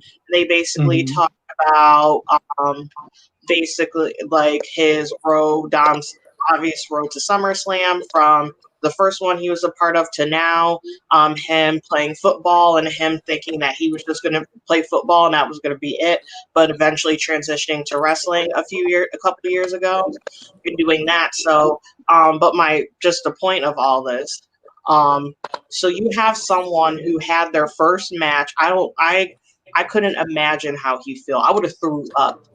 Your first match, regardless of there not being like a real audience, is at a SummerSlam, which is that's one of my favorite pay-per-views, is one of the most important pay-per-views. And it's like I wouldn't even know what to do. I would have just looked around like this for 5 minutes. Right, not knowing what to do. Yes. Starstruck. The fact that this young man was able to perform as well as he has, and then you also have Pat McAfee, who apparently only trained for 2 weeks. He was awesome at Takeover. It was 2 weeks. 2 weeks. And he was absolutely amazing. He was good. I'm not gonna lie. I watched that match, didn't pause it or anything. He did better than what I expected. He did way better. So just to go back what I'm saying, so you have these two cats this weekend who are better than quite a few men we got on this roster who's been here for a minute. Ooh. So what's going on? Mm-hmm. And in my opinion, Don, it's like I Seth's not going to get any type. If he gets a belt, it's going to be like a tag belt or something, because you know they love throwing a tag belt on Seth Rollins for some reason. He's not going to get a main roster belt until probably after he comes back from paternity leave. No, not so right it's now. Like, why he didn't need this? He didn't need this win.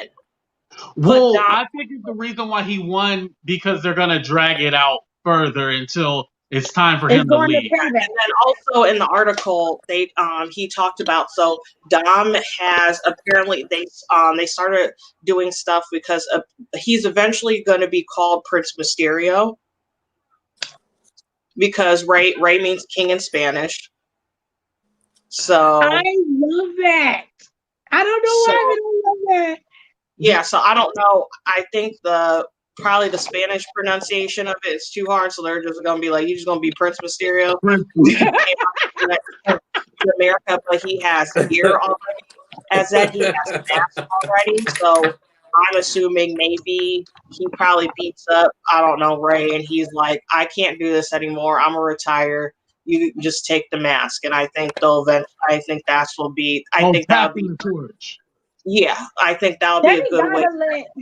I'm sorry, but after you take my damn eye out at Extreme Rules, and then you beat up my son, and then you beat me up and handcuff me, they gotta give him something. And you know what I think? Something. This is real messed up. And you could go on to me, but this is I'm a messed up person, and I said this in the group chat. I was like, if that was me, I would. If I was Rey, I'd have been like, you know what? At least I know my dad. So you leave. Okay, V, your turn. What did you think about? Y'all ain't gonna have me get no sponsorship, damn it. What did you think about the Dominic versus Seth Rollins? Cut it right now. Cut the feed. Cut the feed. Nicole, shut us down. You just shut us down.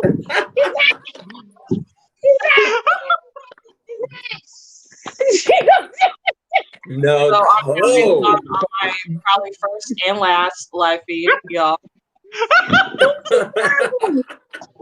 She's terrible. Oh, V, you still there? Are you dead? Because I almost died from that. Ooh, Jesus, y'all made me almost pull out my inhaler. Jesus, Mary, and Joseph. I need my asthma to start up. You ain't shit. Oh my God. V, what did you think about the match? I would say that Dominic did a lot better than what I expected, and they're right. I really wish that they had let Dominic win. And why was his mama looking reckless like that? Hold on, y'all. I got dinner coming through. Hello? Okay. We'll let you go ahead and get dinner. We'll move on. What I wanted to mention. Let me come have somebody's son go to the door. Cam, go to the door and get the pizza. Jesus. Oh, you getting pizza? Oh, okay. I thought you were cooking right now. Okay, I'll let you finish. I'm sorry. Hold on, y'all. I'll be right back.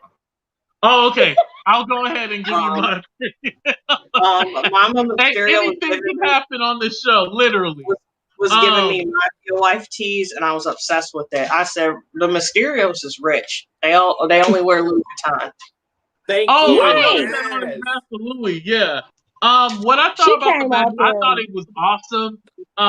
But like you guys said, it's not a street fight. It's just a match with kendo sticks. So I definitely understood what you guys were talking about. I wish that there was more, more weapons as far as I thought because Dominic Mysterio got beat so bad, I thought he'll come out with that aggression and just automatically start out with weapons and but I like the build up and I understood it.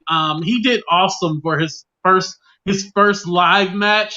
That was awesome. You couldn't ask for anything better as far as having a solid match, especially this is one of the biggest pay-per-views. He did awesome. So I have to give him credit on that. Also, I like the mom getting involved too because I like when wrestling pulls at your heartstrings. Like I love it when it does that. It makes you angry. Like seeing like them kind of teasing that Seth was gonna like go after Dominic's mom for a minute, I like that whole build up. So I really appreciated that. And my only critique, and this is not really with the match, this is more with Seth Rollins, because Seth is gonna go on leave, when Becky has the baby. I just feel like Seth needs to work on or help build up Buddy Murphy to make him the leader of the group. Whoever they bring in next and stuff like that to add on to him and Seth, but they need to make him transition into that leader role. Like that's what I would like to see, because I mean it's gonna have to happen, or Murphy's gonna end up, down the list somewhere. C plus player. So I Yeah. feel like To that's the really other dude, needed. I'm sorry, y'all. We finally got the pizza. My son had his headphones in. He's an idiot. What happened to the dude that used to be with them? Austin Theory. Austin Theory. Yes, Well, Austin He's Theory. suspended. Yeah, Mom. Well, Thank Seth you, Karen. Rollins said like he had some personal issues and just needed to take some time off. But I thought he was linked with that whole. I don't know if I can say it or not. Allegedly, Yeah. allegedly, The I gotta put that out there allegations. before I get taken down. Allegedly Yeah. in out situation. So Oh, Yeah, The Funny he's allegations. how allegedly Austin wrapped up Theory in got that. suspended for his, but Velveteen Dream gets the wrestle for the North American title. and Ain't that he funny? taken hold off. it. No, we ain't gonna say nothing. What about Riddle? Riddle That- and all. Oh, Riddle Riddle was get there that on too. SmackDown. Yeah, that's a whole different. That's a lot of. We Because talked. the girl tells Oh, the the tale. situation with Riddle. Oh, um. Well, I don't really want to go down the list because we're gonna get into a whole different subject. Yes, V, we did you will. have anything else to say about the match? It was a good match.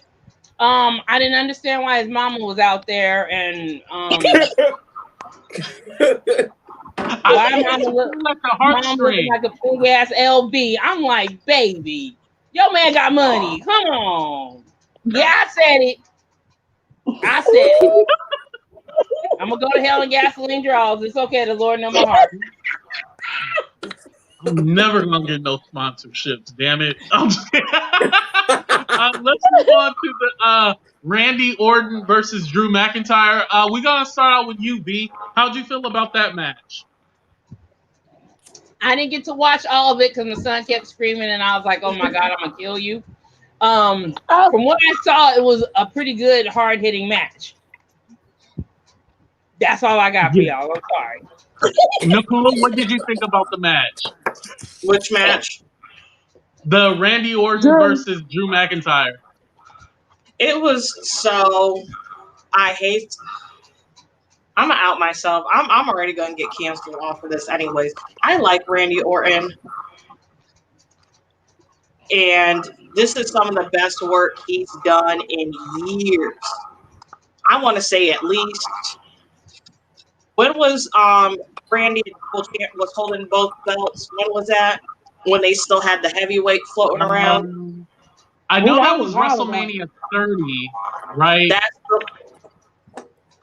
So that time was the last good body of work he's had. Okay. So I gotta agree now, on that. and right now he's like, I think also, and I talked about this on our podcast. I think he's ready to transition out of being there full time as well, and I think he's getting ready to retire because he always says he's not trying to wrestle old. He's not trying to be like an Undertaker. Like he's like, I'm just gonna give and I'm be done. I think the match was really good. That roll up was terrible. I was The like, backslide. You didn't like the backslide? It was stupid. It was like we didn't get an RKO, we didn't get a Claymore. I was like, what is this? I said they got two of the best finishers on Raw, and neither of you get a roll up. I figured it was going to be a continuation. I think that's why it ended the way it did. I hope so. I mean, Yeah. it was a clean roll up though. Like his shoulders were down, not like his shoulders were up. So it's like you can't really. Who I want to know whose decision that was to do a roll up. Right. Russell Shane, what did you think about the match? They did say we would never see it coming, right? What they say. I mean, it was a quick finish. I'll just put it like that. I mean, I'm happy with the outcome, but I really did want Randy to win because I feel like he's been doing amazing work up until now since he's come back with the whole Edge thing. With all of the other legends that he's taken out. I think that this is a good storyline for him, but I'm hoping, that they will expand on this storyline. Like, I'm hoping that this isn't it for Randy. Yeah. Yeah, that's what I'm thinking too. Before I move to Tiff, I just want to say they got 2 pay-per-views back to back. That's what that finish was. Yeah, I could see. That's what I was thinking too, John. I was thinking that the same thing. And Tiff, what did you think about the match? I guess I'm the devil's advocate today because I love Drew. I've always loved Drew. I've always been a strong advocate for Drew, and I felt like Drew needed to beat Randy Orton. He needed to beat him, but he shouldn't have beat him on a roll up.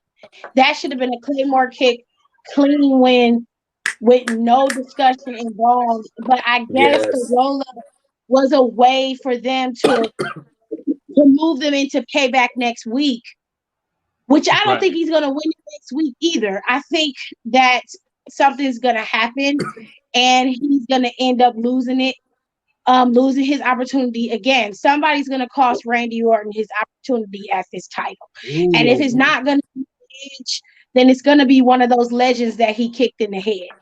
So as far as the match was hard hitting, it was back and forth, but Nicole and Russell Shade are correct. There was no Claymore kick. The RKOs were countered. Claymore kicks was countered. You didn't get to see their finishers in the match. And at best, that's their signature finisher. We should have seen that. If he was going to beat Randy, even if you wanted to expand on the story, Randy's the legend killer. Randy said, I can go after anybody I want, whenever I want. So even if he beat him, all Randy had to do was attack him after the match, and that would have continued through to Payback. So he didn't have to lose him on that shady ass roll up. Like it was shitty. And I know we liked SummerSlam and we're nitpicking, but if you're gonna do it, you need to do it right. Do it the right fucking way. Give Dom a fucking street fight. If you're gonna put him in a street fight, make it a goddamn street fight. If you're gonna have wrestling, then if somebody's gonna win, let him go over clean and he's gonna win. Don't do no shiesty ass roll up. It was a lot of fucking roll ups today. And I was like, everybody winning. Yeah, everybody winning with a roll up. Yeah. What I kind of thought about it, honestly, the finish, it was wonky, but like we said, that's because, I mean, how do you build up a pay-per-view in 1 week? So they had to continue it some way. So I understand that's why they did it. But it would be nice that if it was like a clean finish. It didn't have to be all the way clean, but shit, something exciting, But the match was hard hitting. The only thing that they didn't continue because it kind of didn't make sense. I don't know if you guys remember, but remember Randy was laying on the ground. He kind of tripped Drew and like he hurt his left leg, right?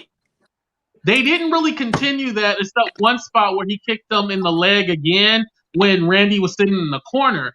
But what was confusing was that instead of Randy putting them in the figure 4, Drew put Randy in the figure 4, but he never worked on his leg. So I kind of felt like that part, I understand that was kind of like a nod to Ric Flair since, Randy punting him in the head, but that part didn't continue, like him working on that left leg. That part was a little wonky for me. But other than that, I like that they were bleeding. I like the blood. Yes. It was a really good match. Yeah, we miss blood. Shit. I like seeing blood. Damn I it. don't. I think Cody bleed on AEW every week. I'm tired of Oh, blood. Shit. God. Every time I turn around, that He nigga leave. bleeds. Like, what the Watched fuck is Dynamite wrong with you? this week, but he hasn't in a while from what I've noticed. So good for him. You can't Yeah, lose that much shit. blood. Yeah. So fuck around to get a damn blood disorder, bleeding every time you turn around. Just every pay-per-view, he just crimson mask. I'm just like, boy, like Right. calm the fuck down. Like we don't understand. Yeah, I don't understand him always bleeding.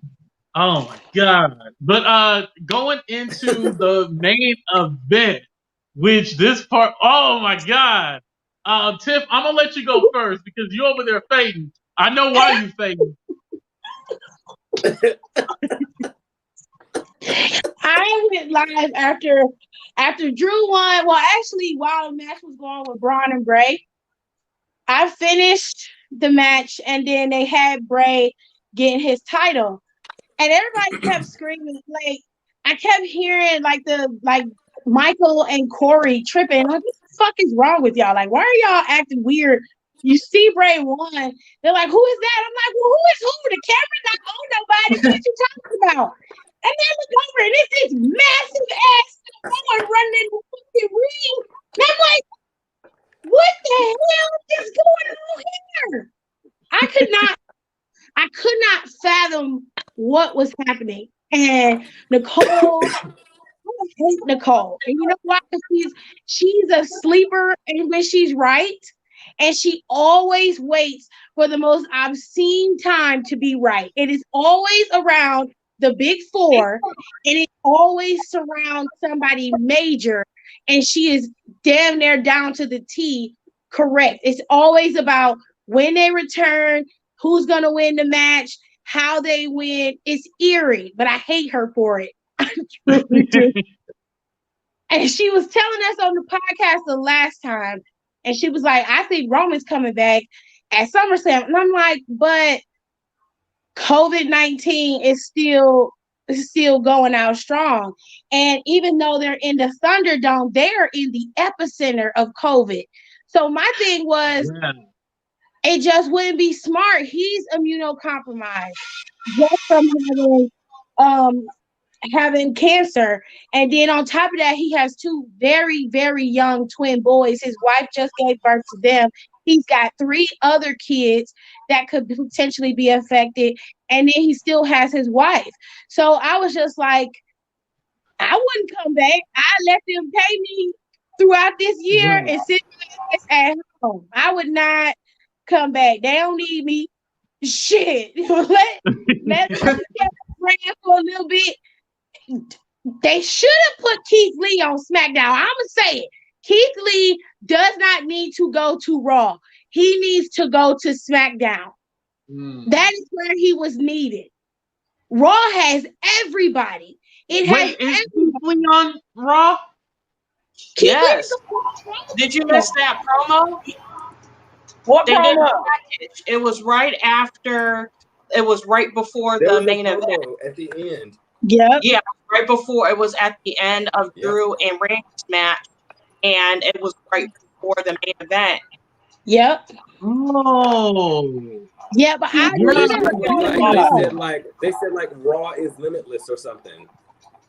Yep. And they said like Raw is limitless, and when I saw that, I was like, oh my God, Keith Lee is going to Raw and not SmackDown. I'm just like, I wasn't even paying attention to that.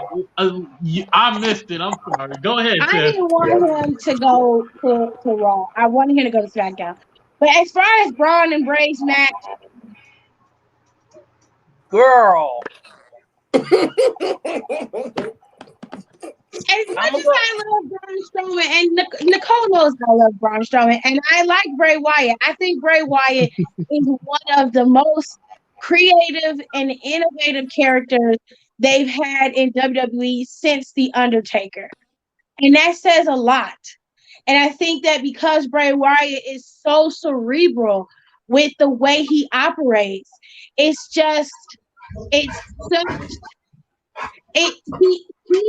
embodies what we like about You know what I mean? Like he's the fun aspect of wrestling, the planning and the he thinks out his shit every time. He's just ticking, ticking, ticking. Very meticulous. I love it. Yeah, it's so easy how he just breaks people down. And you watch it. You're watching him mentally change everybody he comes in contact with. And that is the freaky thing about it, but that's what makes him so great. You know what I'm saying? So I really like Bray Wyatt in every character that he embodies. I truly do like him. My thing with Bray Wyatt being champion, I don't like it. And the reason why I don't like it is because Bray never really got the chance to utilize his character to the full potential before they started slapping belts on him. So because the fans were so enthralled with him, they were demanding and pushing for him to be champion. And then when he got to be champion, there was nothing else for him to do. What was he going to do? He has no reason to go after anyone else. He selected all of his opponents. They didn't pick anybody for him. He selected them. And then on top of that, it wasn't thrilling to watch it anymore. So the Fiend lost his fear. You lost that luster of him simply because of the way they pushed him up to be the next champion. Well, I feel like Goldberg played a part in that because remember Goldberg didn't want to lose to whatever Goldberg said. Fuck Goldberg. Go ahead, Tiff. I'm sorry. The thing is with Goldberg not wanting to lose to the Fiend. First of all, Goldberg shouldn't have had the title in the first place. He shouldn't have had it. But I understand why, and I've had to explain this on many occasions. So just hear me out, because I know I'm long-winded and I talk a lot, and everybody be like, you talk too much. I can't help it. Okay? I can't help it. Now, you have to think, okay? Around the time that Goldberg got the title from The Fiend and he was champion, The Fiend was champion, Roman was on SmackDown with The Fiend. So you have to think, who is the most viable person to go up against The Fiend? It would have been Roman Reigns, right? But at that time, Roman was embroiled in that feud with Eric Rowan, which to me, Eric Rowan wasn't the right person for that feud either, but that's a whole other topic for a whole nother day. They made it plausible with the whole he getting attacked and everything like that, but in the end, it fizzled out so fast you forgot how it even started to begin with. Now, when you move from there, you're like, okay, well, the Fiend got to go up against Roman at some point. You have to ask yourself, is that smart? Roman has been a face since he came back from leukemia. It would not have been smart business-wise to put him up against the Fiend because everybody changes to be a heel when they go up against the Fiend. Everybody. Now, most people want to see a heel Roman, right? You want to see what we saw tonight from Roman. You want to see tenacity. You want to see drive. You want to see hard hitting. At that time, it wouldn't have been smart. They was already saying Roman was faking his cancer. So they were treating Roman with kid glove. And that was not necessarily to stifle him from being what he wanted to be. It was to protect him and his character. Right. So they had to do what they I didn't think nobody said he faked his cancer. I didn't hear that. Dave Meltzer said it. Did Dave Meltzer go find a real fucking job? Am I lying about Meltzer saying it was Dave Meltzer because Nia went off on him. And then he like backtracked and pussy popped about it. He was the one who started the whole campaign about him faking his cancer, so much so that he claimed he had his medical records, which is a HIPAA violation. Yes. Oh, and a lawsuit. Oh my God. All of them. Wow. All of them wrestle shades. Yes. Everybody's medical records if you ain't somebody who has access to those records. And if you pay somebody You got them illegally, which means you and the person who got the records need to be in prison right now. Right. Absolutely. Lock him up. They were protecting the integrity of his character and who he was at the time.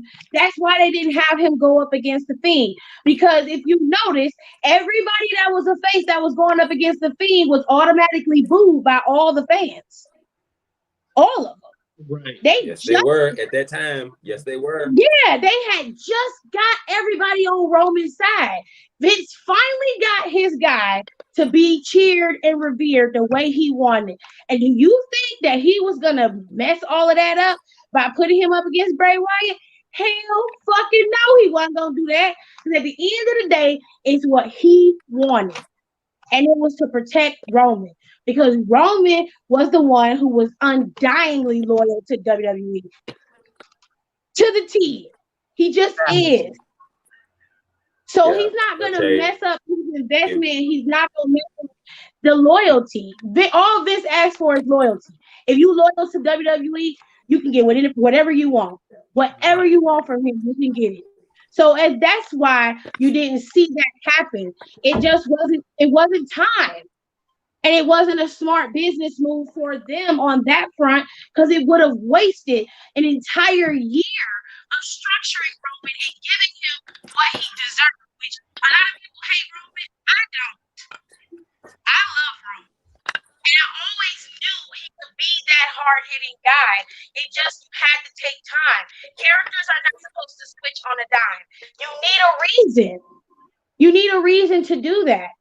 When you look at this match between Braun and Bray, the reason why Roman came back was because there was nowhere else for them to go. What are they going to do? He's already taken Braun out of his natural element. So he's no longer Braun Strowman. He's back to being the monster among men he was when he first got on the roster, right? So what else is he going to do? You basically had a heel versus a heel on the show tonight. Yeah. There was nowhere else for them to go. Yep. There was nowhere else for them to go. Their story arc is over. The Fiend did exactly what he wanted to do. He put him right back where he needed to be and right where he knew he had the most control. That was the whole goal. And that's where it ends. But now you got Roman in the mix coming in there like a Samoan superhero, just out of no fucking where. And I'm just like, what is going? Why are you here? That was my whole thing. Why are you here? What are you doing? Right. And he looked, whoa. Roman the stream down. He's definitely been training. Like, he didn't lose a beat at all. Nothing. Roman got a whole bigger than what he was. Hey, did he get new teeth? Yes. Yeah, because like I know whenever you get new teeth, you look like this. Yes, you walk around like that when you get new teeth because you gotta show them off. He don't look like that. That's how he looks with new teeth though. He don't look like that. He don't look like that, baby. He don't. V, what did you think about the match? The match. I didn't really pay attention to the match. If you want to be honest, like to be real, I was over it, and I was like, I'm looking at it. I'm like, I want Braun to win, and then Braun pull out the X-Acto knife and he cutting up the ring. I'm like, what the fuck is this going? Yeah, at first I thought he was gonna cut him. Like I was like, whoa. I'm gonna tell y'all this. My son was talking about Takeover. He was like, "Why is he cutting the ring like Johnny Gargano and Tommaso Ciampa?" I'm like, "Cam, shut up." That's what Cam said. Yes. He cut the ring up, and then he ended up being put on the plywood and lost. So I was like, "Damn, Dakota struck again. God damn it!" I'm like, I hate this woman. I hate her. Oh my god. But I was fine. I'm like, okay, the Fiend is the champion, so now what y'all gonna do? And then here come Roman, and I'm just like, this payback about to be real interesting. Now they at the Thunderdome for all of their shows, so Roman's set to be there Friday. You know, SmackDown ratings gonna go through the fucking roof because he's about to be there. I guess we're gonna have to up. Yeah. And then B, what did you think about the match? God, it was long and drug out. Really, you thought it was long? I thought it was short. It was just drug out. I'm like, I didn't know where else they could go. So y'all just beating the hell out of each other just to beat the hell out of each other. You're tearing up the ring. My son's thinking it's NXT, and then Roman Reigns comes out.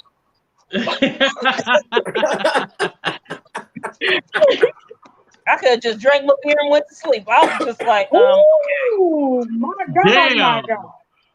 Okay, well, tell us about the Roman Reigns part since you didn't really care about the look, I will say, I was like, look at him trying to look like a little swole.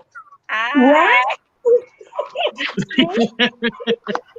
My son's screaming. I'm just like, hey. And then right after that, my brain was like, why does he have a shirt similar to the Rock shirt? Let me just, Vanetta, stop. We going too far. Let's go back. Let's go back to the match. And the match was not great. Roman was supposedly to be the savior of it, but I was just like, nah.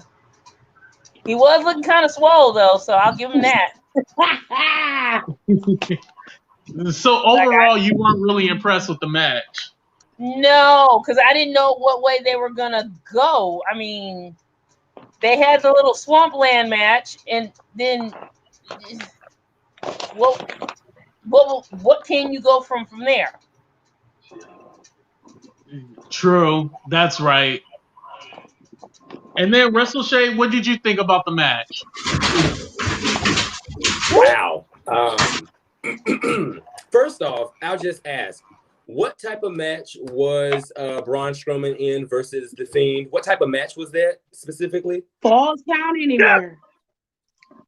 A Falls Count Anywhere match?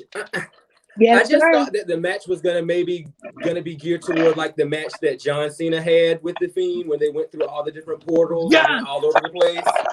But it's like they went backstage and they came right back out. I wasn't really here for that. I thought they were gonna do more than that. It was False Count Anywhere, but they didn't go anywhere. They went backstage and then came right back. That's somewhere. Yeah, and they went one way. One way. Yeah, I wasn't here for that. I wasn't here for that at all. And I felt like I didn't know if he was looking for the fun house. I didn't know what he was looking for when he was cutting the ring up. He caused his own demise. The Fiend got the win. I mean, as far as Roman Reigns goes, the first thing that came to my mind, I'm not even gonna lie, the first thing that came to my mind was COVID. I was just like, wait a minute. There is no cure, bitch. COVID. I'm not trying to be funny. I'm really not. Real talk. Now, I'm not gonna lie. I'm not on Dave Meltzer's tip, but when he first announced his diagnoses, I cannot lie, I did think it was a work. And with seeing how he came back tonight with the new body, new teeth, new swag, new gear, it's just like, bitch, wait a minute. What? You back, bitch? I don't know. It was a shocker, though. We did not see it coming, bitch. Okay? Yeah. We didn't see it coming. I didn't see it coming at all. That was the tagline. So, yes. Yeah. Vince McMahon definitely knew what he was doing with this one. He really did. Yeah. So. I'm glad it was something finally that was kept a secret. I am happy about that. Thank you. Yes. No spoiler. Absolutely. Yeah. I'm shocked none of the blogs said anything. Nobody knew. And they was able to keep all that under wraps and to do that. I'm like, from now on, that's what your ass needs to do. Everything, whoever they be telling all the secrets, they y'all need to get rid of it. You messing it up. You make wrestling not fun anymore when you tell us everything. We don't need to know everything. We just want to be able to watch it and be genuinely shocked. That was a good shocker. Now, SummerSlam, the shows after SummerSlam usually be the best Raw and SmackDown of the week, like of the year. Those be the best winners. So you gotta look forward to Monday Night Raw because you never know what they're gonna do. Yes. Right. And Nicole, what did you think about the match? It was the worst match of the night, in my opinion. I like Braun as a character. I think he, again, and I use this word a lot, he is a very mid wrestler. I don't care what no one says. He's very mid cardy, and that's fine. But it's just facts. He's not that good. He's gonna get maybe a little bit better, but he's not good. But I do like him though. A step above Big Show. Yeah, but and it's like the swamp match they had before. It was just kind of like I was just ready for it to be over. Anyways, and speaking of the Keith Lee, as soon as I saw that promo and they said that he was going to Raw, I said Roman's showing up because I don't think they would have put Keith on Raw if Roman wasn't coming back. I agree. Because whatever they're going to do, because Keith Lee is everything Vince likes. Yep. Literally. Yeah. Vince has his build a white man wrestler. That is his build a white man wrestler. And Vince has been banging his head, scratching down NXT, about to set it on fire, asking for Keith Lee. And that's what I was telling people, are like, why is he going to the main roster? I said, Vince and all them have been asking for Keith Lee for almost a year. Ever since Survivor Series. Survivor Series. But they were like, we got all the storylines and stuff. They literally did as much as they could with Keith Lee so they could hold him there for that long because they didn't want to let him go. Right. And that's besides the point. The match was stupid. I knew it was going to be stupid. I didn't care because I was like, I know as soon as that happened, I said Roman is coming back. I know he's coming back. And then they were like, oh, what's going to happen? I said, I was still excited, but I was like, I know that's him coming up. But yeah, he was great. He got new teeth. And also to piggyback over to Meltzer, and then people are like, well, I didn't think he really has cancer. A lot of people need to realize cancer doesn't affect people. When people get cancer, they're not automatically going to look like my girl and have no hair and be emaciated and look terrible. Like that's not the case for someone. And people also didn't realize when he first got it, he was huge.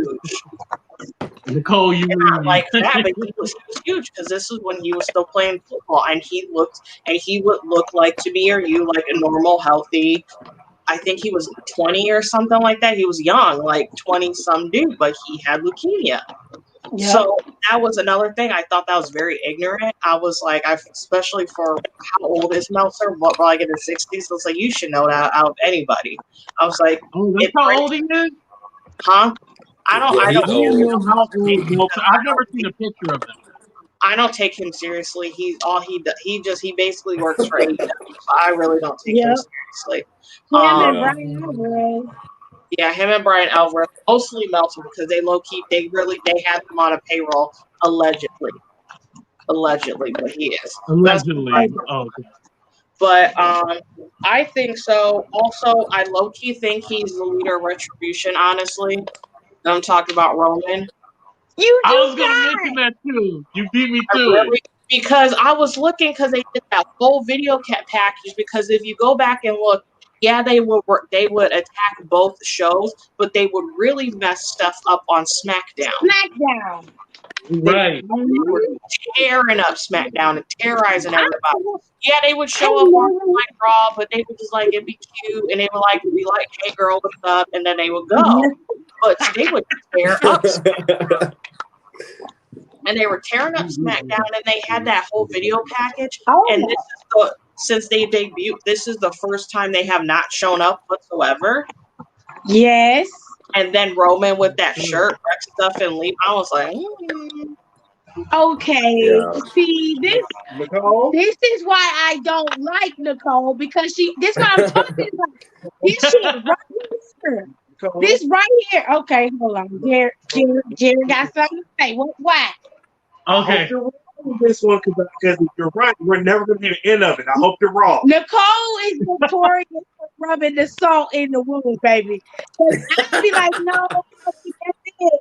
And she's like, Tiff, I'm telling you, it's this. Then she's like, Tiff, give me my flowers. Give me my flowers. I'm like, girl, what you want? Roses, carnations?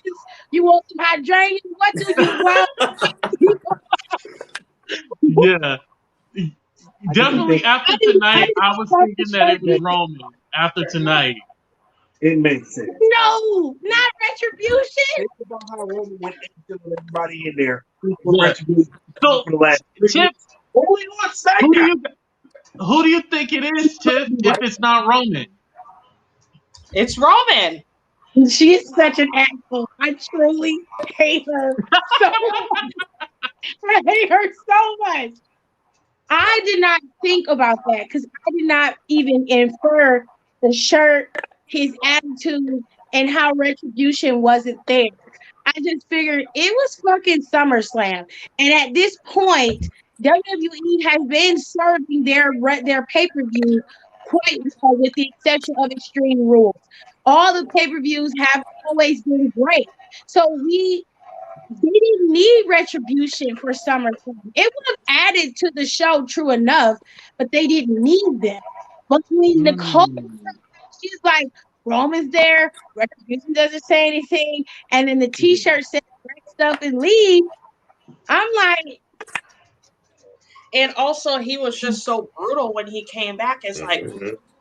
when do you Yeah. remember Roman using chairs and stuff like that? no. yeah. never. Remember they kind of teased Retribution a lot during the show. They kept mentioning Retribution. They showed the video package. So, I But mean, they to me, it showed makes it right sense. before that match. They showed the video package before the match. Why? Why did you do that? And they didn't show up on the show at all. They weren't there. I never thought it would have been Roman. I never would have put two and two together like that. And now that I think about it, that is probably more plausible than my pick. Because at Yeah. first, So I thought it was Ciampa for a second too. I think we all did. But as soon as they said he was coming back to NXT, I was like, it's going to be somebody who hasn't been here in a while. Because I was thinking, I was like, either it's like Sammy or someone, because I thought Sammy would have been a good candidate, but I don't think he's coming back anytime soon. Yeah. What about you, I Russell thought Shea? it Who was did you think it was Dijakovic. going to be the Retribution, or who do you think it is, the Retribution leader? I absolutely have no idea, to tell you the truth. When I started hearing about John Cena possibly being teased to come back, I thought that it could possibly have been a good heel turn for him, maybe. But now that I think about his t-shirt and everything, and based on what Retribution has been doing, they have been coming, wrecking shit, and then leaving. I mean, it's kind of, it makes a lot of sense. I'm hoping that it's not Roman Reigns, though. No shade, no tea. I want to be just totally shocked out of left field at who the leader is. I kind of don't want it to be Roman Reigns. I kind of want it to be somebody else. I just don't know who. So. I thought it was Dijakovic. At first I thought it was Ciampa, and then I was like, okay, it's got to be Dijakovic. It's got to be him, because you would want somebody to debut on a grand scale, and what better way to push Dijakovic is through making him the leader of Retribution. So at first I was all in for Ciampa, because that was right up Ciampa's alley. That's just his total brand. But then when I thought about it, and after they announced that he was coming to NXT Wednesday, I was just like, it can't be Ciampa now. It's got to be Dijakovic. And then I never would have thought about Roman. I never would have even given that a second thought, because ever since he left SHIELD, he's always been a loner type of dude. Like, for me, I've always wanted to see the bloodline play out. I wanted to see Roman and his two cousins, the Usos, be the dominant faction that they needed to be. Yes. You know what I'm saying? Hey, why can't they be a part of it? Because we don't know who the people are, and I feel like I don't know if it's just me, but I feel like they exchanged the people out. Do you guys feel that way, or you think they use the same? They rotate people out. They rotate people out, so you never really know who they are. That's done on purpose, which is fine. I don't have a problem with that, but first of all, one half of the Usos is injured. He's legitimately injured. So that's why that's out. And they didn't have to debut the bloodline through retribution. They could have just ran with the bloodline. And Roman could still be the aggressive anti-hero, which I don't think he's going to be a heel. I think he's going to be more of a tweener. He's going to be that guy who teeters the line of being a heel and a hero, which I like to call him an anti-hero. Retribution, though. Well, you have to that's why retribution. Retribution is like anti-establishment. They're not trying to. Okay, so how can I put it? When you look at how invasions happen, usually it's happening during a time where you need something. You need something of substance, right? So when you look at how WCW and Shane McMahon invaded Raw, and they had, I think SmackDown was in play at that time, and they would come in, they would beat people up and take over matches and all kind of shit. It was done to shake up the establishment. And WWE always tries to introduce some type of shakeup at one point, whether it be the literal shakeup or drafts that they do. But I like it better this way when they have these type of groups. Retribution represents the idea of WWE not following this cookie cutter plan for everything that they do. They're very ABCD. Everything is overly produced. It's overly structured. And so Retribution is like, you're ignoring us over here so you can keep pushing your favorites over here. And we're done with it. And also to piggyback and off of this, who had last successful invasion of a company or the roster? The Shield. It would have been the Shield, right? Yeah, it was the Shield. Yeah, they had the last successful one. If you're not going by the NXT invasion. Yeah, I'm not going that. No, that was a part of a storyline, the NXT for Survivor Series. That. But like a true invasion on, when I mean invasion on, I mean invasion onto the roster. Like these people aren't invading and then they're going to go back to NXT. These people are invading and they're staying. And that's the last time that happened with the Shield. Yeah. So that's and I was like, because once Ciampa obviously was out of the picture, I'm like, damn, who is it? And then when I was looking at Roman, obviously I was looking at him to look at him, and I looked at the shirt, everybody was talking about the shirt, I was like, wait a second. And then everything started and just the gears started turning. I said, I think this motherfucker is in charge of Retribution. Especially, you can turn Retribution into a tweener if you want to, or you can have it to where he wasn't there, so they were just running amok. But now he's here, so he's straightening them out. Like, no, we have a plan. You can't just be beating everybody. This is not what we're doing. So we got an agenda. You can't explain that away. They have a leader now that's straightening them out. He's actually there. So I think if they do that, I think it'd be fantastic for him as character wise. It'll be and it gives him something else because he can only be the big dog for so long, so that's what I'm saying. It'd be a great character change, and also since Roman is really big onto helping the next generation, I think that'd be a great way for him to have personal time with the younger people who are coming up from NXT and help them. He'd be Dominic Dijakovic would benefit greatly with working for Roman Reigns. So would say Vanessa Bourne. There's so many people who would really benefit being able to have that. That kind of brings me to my next point now that you mentioned that. But before I do that last question, V, who do you think that's the leader of Retribution? I think in the beginning it was Ciampa. I really think it was Ciampa. Now, I don't know. I mean, the Roman Reigns one does sound like a plausible idea. I don't know. I really don't know. Too sure? No, You already swerved. That champion was at tour because the dirt sheets leaked it. Oh, Oh. yeah, that's true. Yeah. The question that I wanted to ask you guys before we end, two superstars that you think that are gonna move up to the main roster, because usually after the big four they move. Well, I'll say SummerSlam, WrestleMania, they move somebody up. We already know Keith Lee is moving up. So who do you think two superstars that are moving up? I'm gonna start with V, Tiff, Nicole, then WrestleShape, then me last. V, who do you think moving up to the main roster? I know they're not going to move Io Shirai yet. I would probably say women's side. I would say, God, what is her name? Good Lord, I can't think of her name. Rhea? I can't think of her name. She was the one. Oh God, she was the champ that lost to Charlotte. I can't think of her name Rhea right now. Ripley. Yes, I think they might bring Rhea Ripley up. Male side. Who's left?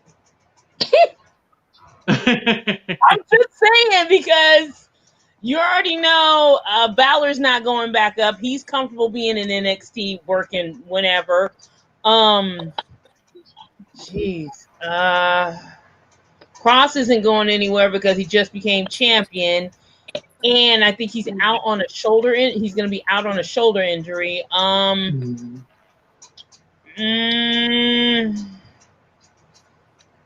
There's really, on the male side, I don't see anybody. I don't see them sending. They already sent up Keith Lee. I don't think they're going to send anybody else up. Oh, okay. Well, no, that's fair. I think I would go along the lines with you. I would agree with that. Yeah. And Tiff, who do you feel who's moving up? Two superstars. Female wise, Mia Yim needs to go.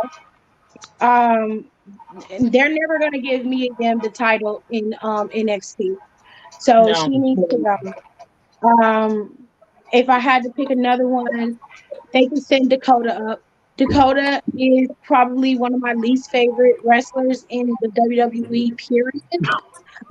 Really? No, I feel the same way. I don't like that. I'm not a fan of Dakota because I don't like her wrestling. I think her wrestling is very subpar. It is limited, beyond limited. Dana has more skill than Dakota does. Whoa! Yeah. Whoa! And I'm not even trying to be funny or attack, but you have to look at the catalog of what we're watching. When you watch a Dana Brooke match, you see skill. You see her actually wrestling. What do you see when you see Dakota Kai going up against somebody like Io Shirai? Crickets. Kicks, and that's it. Thank you, ma'am. Thank you, Miss B. Thank you. That's all. Kicks, and that's what are you doing? I didn't see the I still want to watch Takeover. That's all she does. That is it. Like you have to understand. I don't mean it to be mean, but when you make it to WWE, you're a part of the elite now, and that's not playing on AEW. That's just WWE is at the pinnacle. They're the ones who set the tone for the whole industry. So they say because they're mainstream. They're the ones who are inside pop culture. Look at how many times you hear their names referenced in rap and in music across media. That is not something that you just achieve. That happens over time. So when you come to the WWE and the best you have to offer me is Team Kick, well, I'm gonna read you like a book because you have to offer something different. So even though Dakota is boring, you feel like she would move up to the main roster? Because you can benefit from being around veterans that know more than you and can teach you. Natalia is one of the best. Natalia is one of the best technical wrestlers the WWE has. That's men and women. When you go up against her, you instantly become better. You have to think about how Lacey Evans was when she first came up to the main roster. It took her a while to get to where she is now. And she had to go up against the talent to do that. Most of the time, they don't improve till they start wrestling with Natalia. So if she doesn't start wrestling with somebody like her or going up against somebody who wants to give her a reason to belong, then there's no use for her. I see no reason why she's there. And I'm not going to watch you in a match like what I had to watch at TakeOver. That was probably my least favorite match of the night. And I have to say, I'm glad Raquel interfered because at least I got to see some of wrestling. I got to see some. Besides her running from each corner of the ring, kicking people. Okay, I have to watch that match because I just know the results, but I didn't watch it. It's not. You're not doing nothing with this down there in NXT. I'm not saying That's what she did. but they can do something. And some Yeah, of the so girls you would say Dakota needs to move up and then Mia Yim? if I had to pick two girls, those would be my girls. For the guys, you already have your guy. Keith Lee was the guy. He is the guy. As far as I'm concerned, Gargano could have went up months ago. Okay? Gargano could have been gone. Should have been gone months ago. There's no reason for him to still be there. He's done. He's done. That's why everybody hates when he's there. And I will say this. I think Finn Balor needs to go back to SmackDown. Finn Balor is not adding anything to NXT either. I feel like Finn Balor can benefit being on SmackDown. He works well as a heel. There's nothing wrong with his heel character. I like his heel character. If you're going to have a heel character, at least let it be used for something. I want to see him. He can go on SmackDown and be a good heel. And if he want to make him Intercontinental Champion, fine. He'd be a great adversary for Big E. If he's going to go and do something to make himself work, good run the first one. Vince didn't give him no credit. He didn't do shit. Put him on SmackDown. Let him see what he can do. At some point, they got to do something because he's not doing anything more on NXT than he was doing on SmackDown and Raw when he was on the main roster. He's just getting paid like a main roster star on NXT. Yeah, if he's getting paid the same, then yeah, he definitely needs to move up to the. His paycheck ain't changed. Would you want your paycheck to change? You don't come from the main roster, the Universal title, you done had the Intercontinental title. You think I'm gonna go back to NXT making $7,000? Hell no! I'm gonna Hell no. Right. Nicole, who do you think two superstars that are gonna move up to the main? Just to piggyback off of what Tiff was saying about Finn really quick. Especially about the pay thing. I love Finn Balor. Finn Balor has done more for wrestling, modern wrestling, than a lot of folks realize, especially casual fans. This is not the time for me to go on and on and on about that. But forever. But he's one of like the maybe 3, 4, 5 wrestlers that I'm like, whatever he fucking asks, you should pay for him because he's worth it. But that's me. But that's besides the point. I think Mia Yim needs to go because they're not going to give her the NXT championship. Might as well call her up with Keith. Anyway, if they don't like to separate couples, just call her up. I know Johnny doesn't want to call up because he thinks he will get lost in the shuffle. But honestly, he will get lost in the shuffle because he is not going to translate well to mainstream audiences. And that is a problem, and that's like he's like a Drew Gulak or a Chad Gable and like Bo Dallas before they did B Team BS with him. He is a good wrestler, but he is not going to translate good on to casual and mainstream audiences. Just not going to happen, regardless of how good he is. Like some people aren't going to connect, which is funny. Because you have that's what you would have to work on then. Because some people do, and this happens. Like you have a lot of people who do better on NXT than they do on main roster. Ember Moon is a great example of that. She does not connect well with mainstream audiences. And so your stuff at home, I don't think she ever will be, to be honest, as well.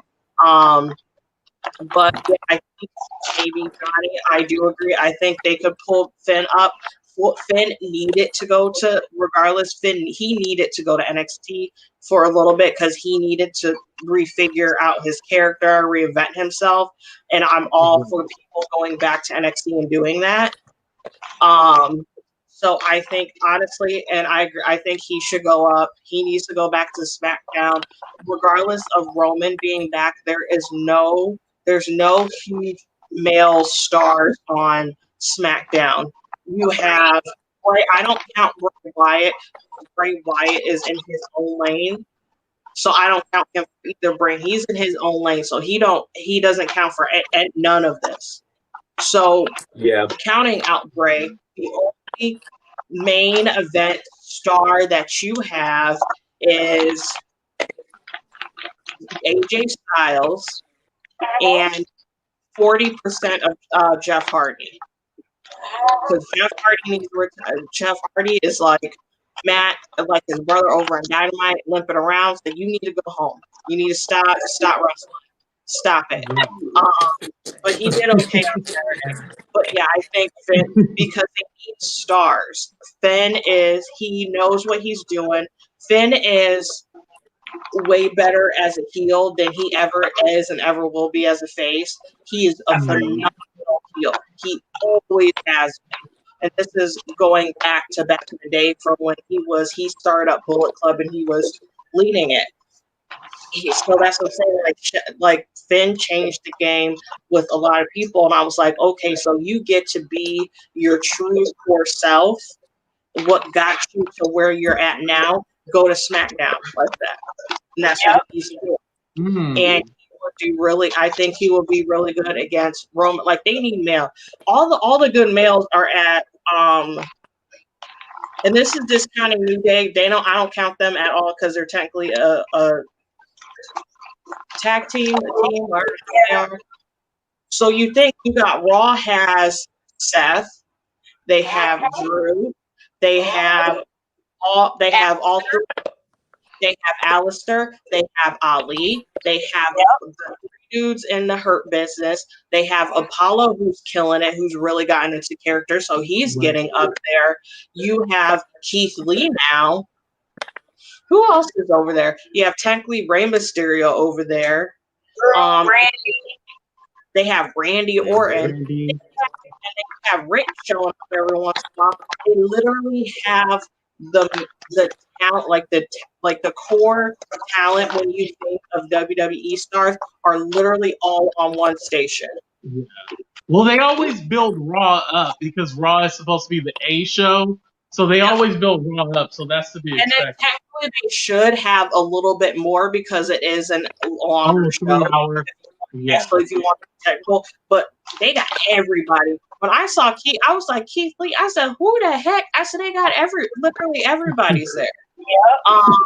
Right. Also, Raw's women division is weird. Also, Raw's women division is also a little packed as well. They're the same way. They have a lot balanced on Raw. Like you literally got everybody. Then on SmackDown, you have Carmella, who I forgot she even worked there. Lord knows whenever the last time we saw her. Dana and whoever else. Dana, Naomi. Naomi is carrying the non-title people. Lacey is sucking again. So it's like, what is going like? SmackDown is very unbalanced. Mia Yim should get called up. She should go to SmackDown, but they are probably going to put her on Raw. But she needs to go to SmackDown. They need help. Yeah, I feel like they need to build the women division on SmackDown. So I feel like the women. Both divisions are very lacking. Literally everywhere literally everything is lacking. There's like 2 people. There's 10 people that work at SmackDown apparently. Yeah, I think there's too many people on the roster. There's too many people on the roster, and they don't do anything with them. I think that's one of the main issues. I think there's enough people, but again, they're all on the same show. It's very lopsided. Like they need to send Ricochet over to SmackDown. Ricochet should not be on Raw. He can't talk. He doesn't need to be on a show like that. Yeah, it is very lopsided. And then WrestleShade, who do you feel that needs to move over? I'm kind of on the fence about people moving over. I guess if we use NXT as this place where wrestlers need to work on, everything that they need, no Oh, shade. you cutting out. Yeah, you're cutting out. Can you say that Can one you more guys hear me? time? Can you guys Okay, hear I me? can hear you now. now. Go ahead and say it Yeah. again. Okay, well, I'm kind of on the fence sometimes when it comes to wrestlers leaving NXT and going over to the main roster. If we solely use NXT for a place where the wrestlers need to work on their craft, and be confident in what they're doing, no shade. And some wrestlers that probably need to stay there, period. But since everybody chose what they chose already, and I hadn't really thought about this, I'm gonna go with Dijakovic. I hate how sometimes superstars can be at NXT and put in a lot of work, and NXT they never get the belt while they're there, Right. and then they have to go on to the main roster without getting the belt. No shade. Women, I'm gonna go with Tegan Knox. I cannot stand that shiniest wizard. The girls can go on. The girls can go on, do what they gotta do. Better than Dakota. I think agree. Tegan is way better than wrestler than Dakota. I Dakota, agree. Okay. She might be a better wrestler than Dakota, but I don't know what it is about Tegan. There's no connection. I The like girls Well, are Tegan Knox boring. like Tegan is boring boots. Tegan's kind of boring. It's no shade. She's a great wrestler. She's got talent, but she's kind of boring. It's no shade. If you talk about like there a ain't no character difference being a between heel her and character, Dakota. Dakota Kai. Weren't Dakota they Kai got together that like though Team as Kick? And Yes, they they Yeah, were. were Team both Kick. two boring like bitches. They're still two boring bitches, but one is And less that's boring than the other. facts. All day, every day. they're two boring bitches. Nothing but facts. Go ahead and finish. No, that's pretty much it. That's it. I really hadn't thought about that. I mean, I really don't feel like everybody from NXT should move up. You know what I'm saying? I mean, some people can make like NXT their home That's true. and just Yeah. maybe stay. Yeah, I mean, I really don't have much on. Those are my two picks: Dijakovic and Tegan Knox. I agree Yeah. with Dijakovic. I like Yeah, I would Dijakovic. have to agree with that too. Dijakovic, yeah, Dijakovic. It's shit. I might as well move up Tegan Knox. I mean, because I feel like she can only do so much, and I guess she's trying to do a storyline with Candice LeRae. I don't care about it. I feel like just put her on there and then make her job to everybody. That works for me. And have her do the Molly go round. I like the Molly go round. Other than that, I don't really care. A big group. I'm surprised nobody said it. Was the Undisputed Era. Like I feel like they need to move up. Oh, Yeah, I think they're Well, going to right. come up eventually. Yeah, I feel like that's just a given. So I didn't feel a need to mention that to bring it up. Yeah. I think that Undisputed Era will come up in due time when it's needed. Okay. Because right now, bringing them up, they would be overshadowed by Keith Lee being there. They would be overshadowed by Roman coming back. They wouldn't get their true debut to really wow everybody with coming. More than likely, they will be drafted rather than to just come up. If they don't get drafted, they're going to come up during a time where it's least expected. So I would say they won't get brought up immediately, but if it might be like maybe around, Survivor Series? maybe after Yeah, Survivor something like Series. that. I think Or after. maybe I think Royal Rumble. Yeah, It would. I think I they're think going it to be would on be. the media card. Yeah, I would say if I had to pick a time, I would say like my time to debut them would be Royal Rumble, because you would need. I like Cole a lot, and I don't gravitate to heels at all. I don't like heels.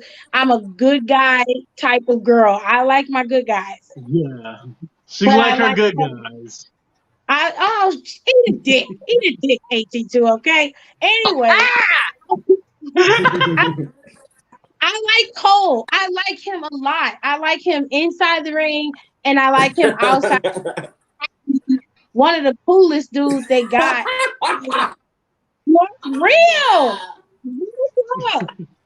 Look, Cole was on what was his name? Xavier's show, and they was doing a little skit. And you know Xavier liked music, right? And I think Yeah. they were doing Jagged Edge. They were singing Jagged Edge, and Adam Cole knew every fucking word to that Jagged Edge song. Yeah, I he sat do there seem and like a watched cool that guy in video. real life. I watched that video 3 fucking times. I was like, no, this white Okay, boy Cole. ain't sitting up here singing this song verbatim. And he was on beat. I was like, go ahead, Adam Cole. I fucks with you. Just Okay, went Cole. in. I said, okay. Then the Pat McAfee situation happened, and I was Team Cole all day. But Pat McAfee got in his match, and I said, this little punter got on here and damn near beat you at your own game. I'd be mad just at that. Like, we would have to do a part 2 to this so I could prove I'm Right. still the greatest wrestler of all time. Because you're not going to come on my shit and whoop my ass at the Yeah. job I do every week. You Well, don't do that's nothing What to my happened? podcast. You gonna come to my Cole was shit and whoop saying. my Like Cole was all like, "This is my show." ass? He still almost lost. He almost That's lost what that show. happened. Okay? Because Pat McAfee was on his ass that whole match. And I was just like, I can't believe this punting bitch is out here whooping Matt. Just tear Adam Cole up. And then he did that backflip. He out here flipping, and he jumped. And Wow. he did a And standing jump. all.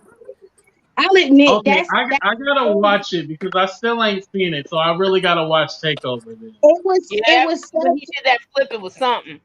It was 'Cause I such was a shocked. sleeper cell of a match. You did not expect that. That probably Wow. it was one of my favorite matches of the night. And I can't stand Pat McAfee. I don't like him. So I was happy as hell that Cole won. So I would love for Undisputed Era to go up. Undisputed Era, even though a lot of people are like, I don't like Undisputed Era, they're irritant. They are what we would refer to as a modern day evolution. They are what Right. we Yeah, when we were kids. absolutely.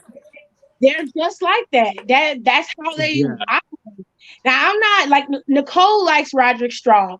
By technical skill, Roderick Strong is one of the best wrestlers in the WWE. He's the best wrestler in Technically. Undisputed Era, technically. He just is.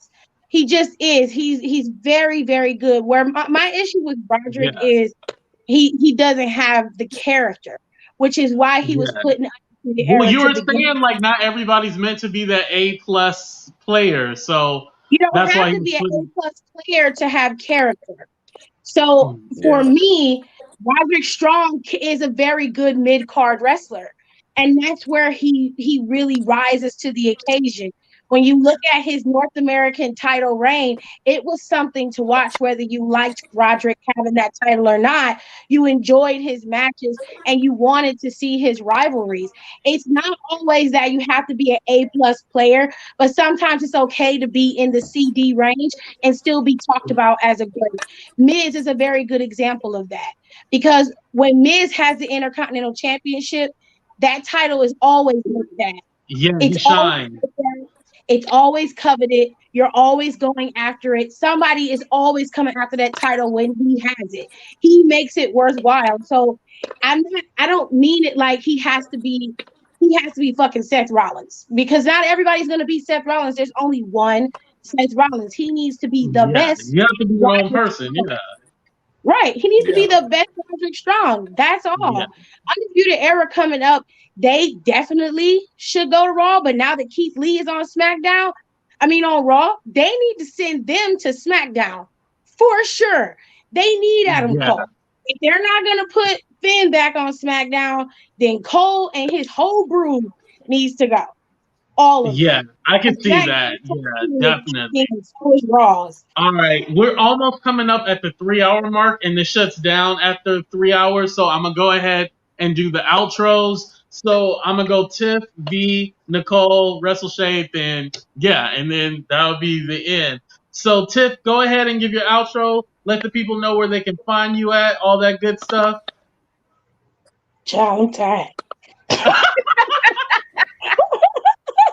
Hey, how y'all doing? Okay, so I'm on Instagram, of course. My name is in here if you want to find me. I have a podcast with two of my favorite people. Nicole is one of them, and then our friend Alexis is also on the podcast with us. And we have an Instagram. They run the Twitter. It's hilarious. You need to follow at Down for the Count 19 on Twitter. You can follow me on Instagram, follow Nicole if she puts herself in here. And everybody in here, make sure you follow AT2, follow Wrestle Shade. He's hilarious, especially on TikTok. His TikTok game is relentless. It's so Oh my funny. It's so God. dope. So if you want to laugh for the day, go to Wrestle Shade's TikTok. It's gonna take you out. You're gonna be just scrolling endlessly and just laughing. So that's all Right. I got. I don't got no more. I hope y'all enjoyed the show, cause child, we've been up for damn near 6 hours talking about wrestling and Right. watching wrestling. Right. We is A lot tired, of wrestling okay? in one game. V, Woo, go ahead child. and give the people where they can find you at. You can find me on Instagram. I am under Summer Body Not Ready. Yes, because it's summer. My body still ain't gonna never be ready. Amen. Amen. That's why my name is Summer Body Not Ready. Never. Amen. Amen. I think that's all I got. On my page, it's usually memes, and in my stories, it's usually hilarity about work and my 26-year-old autistic son and his chronicles with his classes right now. So yeah. Oh, I can imagine, right now because the whole virtual thing, It's It's okay rough. right now. We're getting over the bingo escapade. He won bingo, and they sent him sunglasses and a coronavirus ball. So Oh, coronavirus A ball. coronavirus ball? they made a ball that looks like a little coronavirus, and he No, won they it in didn't. bingo. So No. yes. Yo, we gonna have to talk Oh, about that later. Nicole, go Lord ahead and have give mercy. people your information. Again, just to reiterate with Tiff, we have you all can see inside my kitchen. I don't live here, it's my parents' house. So you can find us My bad. on Twitter at Down for the Count 19. What is our Instagram? Give me 1 second. Our Instagram is D4TC_podcast. Also follow us on there. You can follow my personal account, Nicole without the hoe I love underscore her on name. I love Instagram that. Nicole without the hoe. as well. And then you can also follow me personally on Twitter, Nicole Maria _89. Yo, the way she just say it casually too, Nicole without the hoe.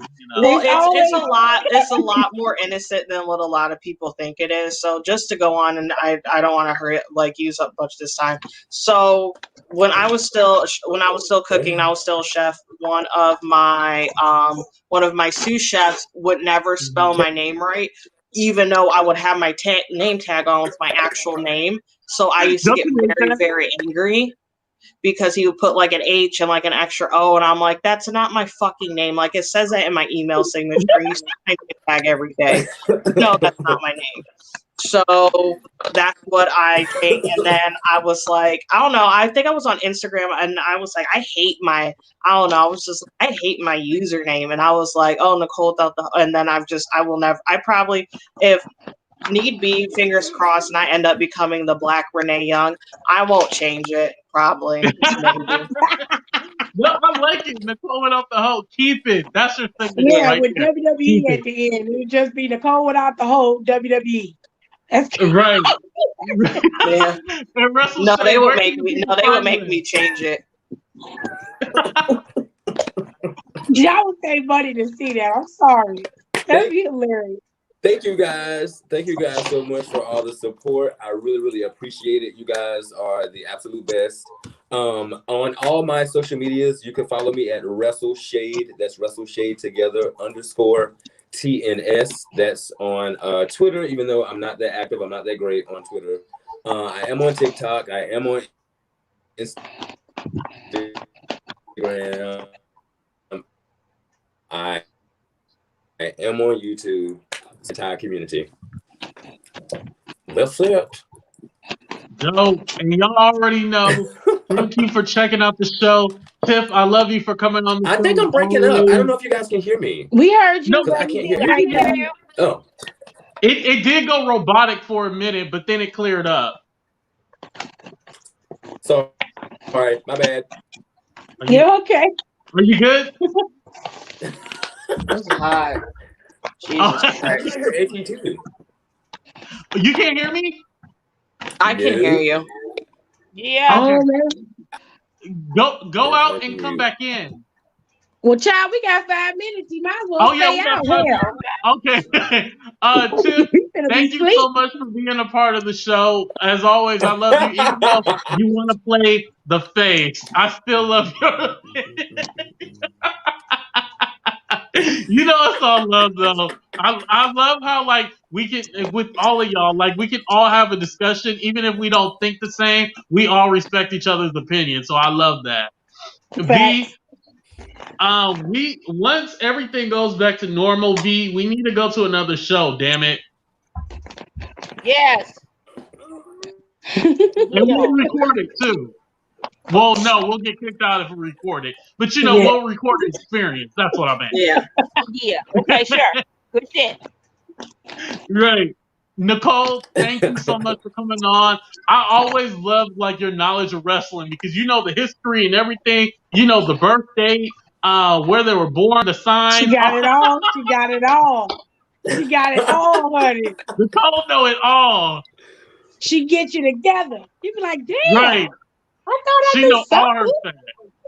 You don't know that. That's like someone hire me to run creative for your company. I Facts. should Right? apply They for should. Damn. If I Definitely. disappear off the internet after I apply for that NXT job, you guys know what happened. Hell yeah, I'm calling. Okay. Like, hey, tell them to send Finn to Right. SmackDown today. Send his Send ass on to Exactly. SmackDown girl now. like this. Be like, oh, cut the camera. And Wrestle Shade is always like you've been following me since like a Yeah. few years back, and like I always appreciate you for always being supportive. Thank you for being such a great friend as always. Love you for tuning in, being a part of the show. And like always, y'all, thank you for checking out the show today. Let me know if you like it. If everything goes well, we might be back for the next big four, which would be Survivor Series. So hey, we might do this again if y'all down. Woo, Yeah, child, I'm not down. in 3 hours. We ain't shit. I'm tired. I'm Look, gonna It's pass gonna go. out after this. We're gonna make sure it goes shorter. I'm gonna cut y'all off at a certain point. Yeah. You got to, because I talk all the time. I talk this whole thing out before you. Right. All right, y'all. Deuces. peace. Bye. Bye, you guys.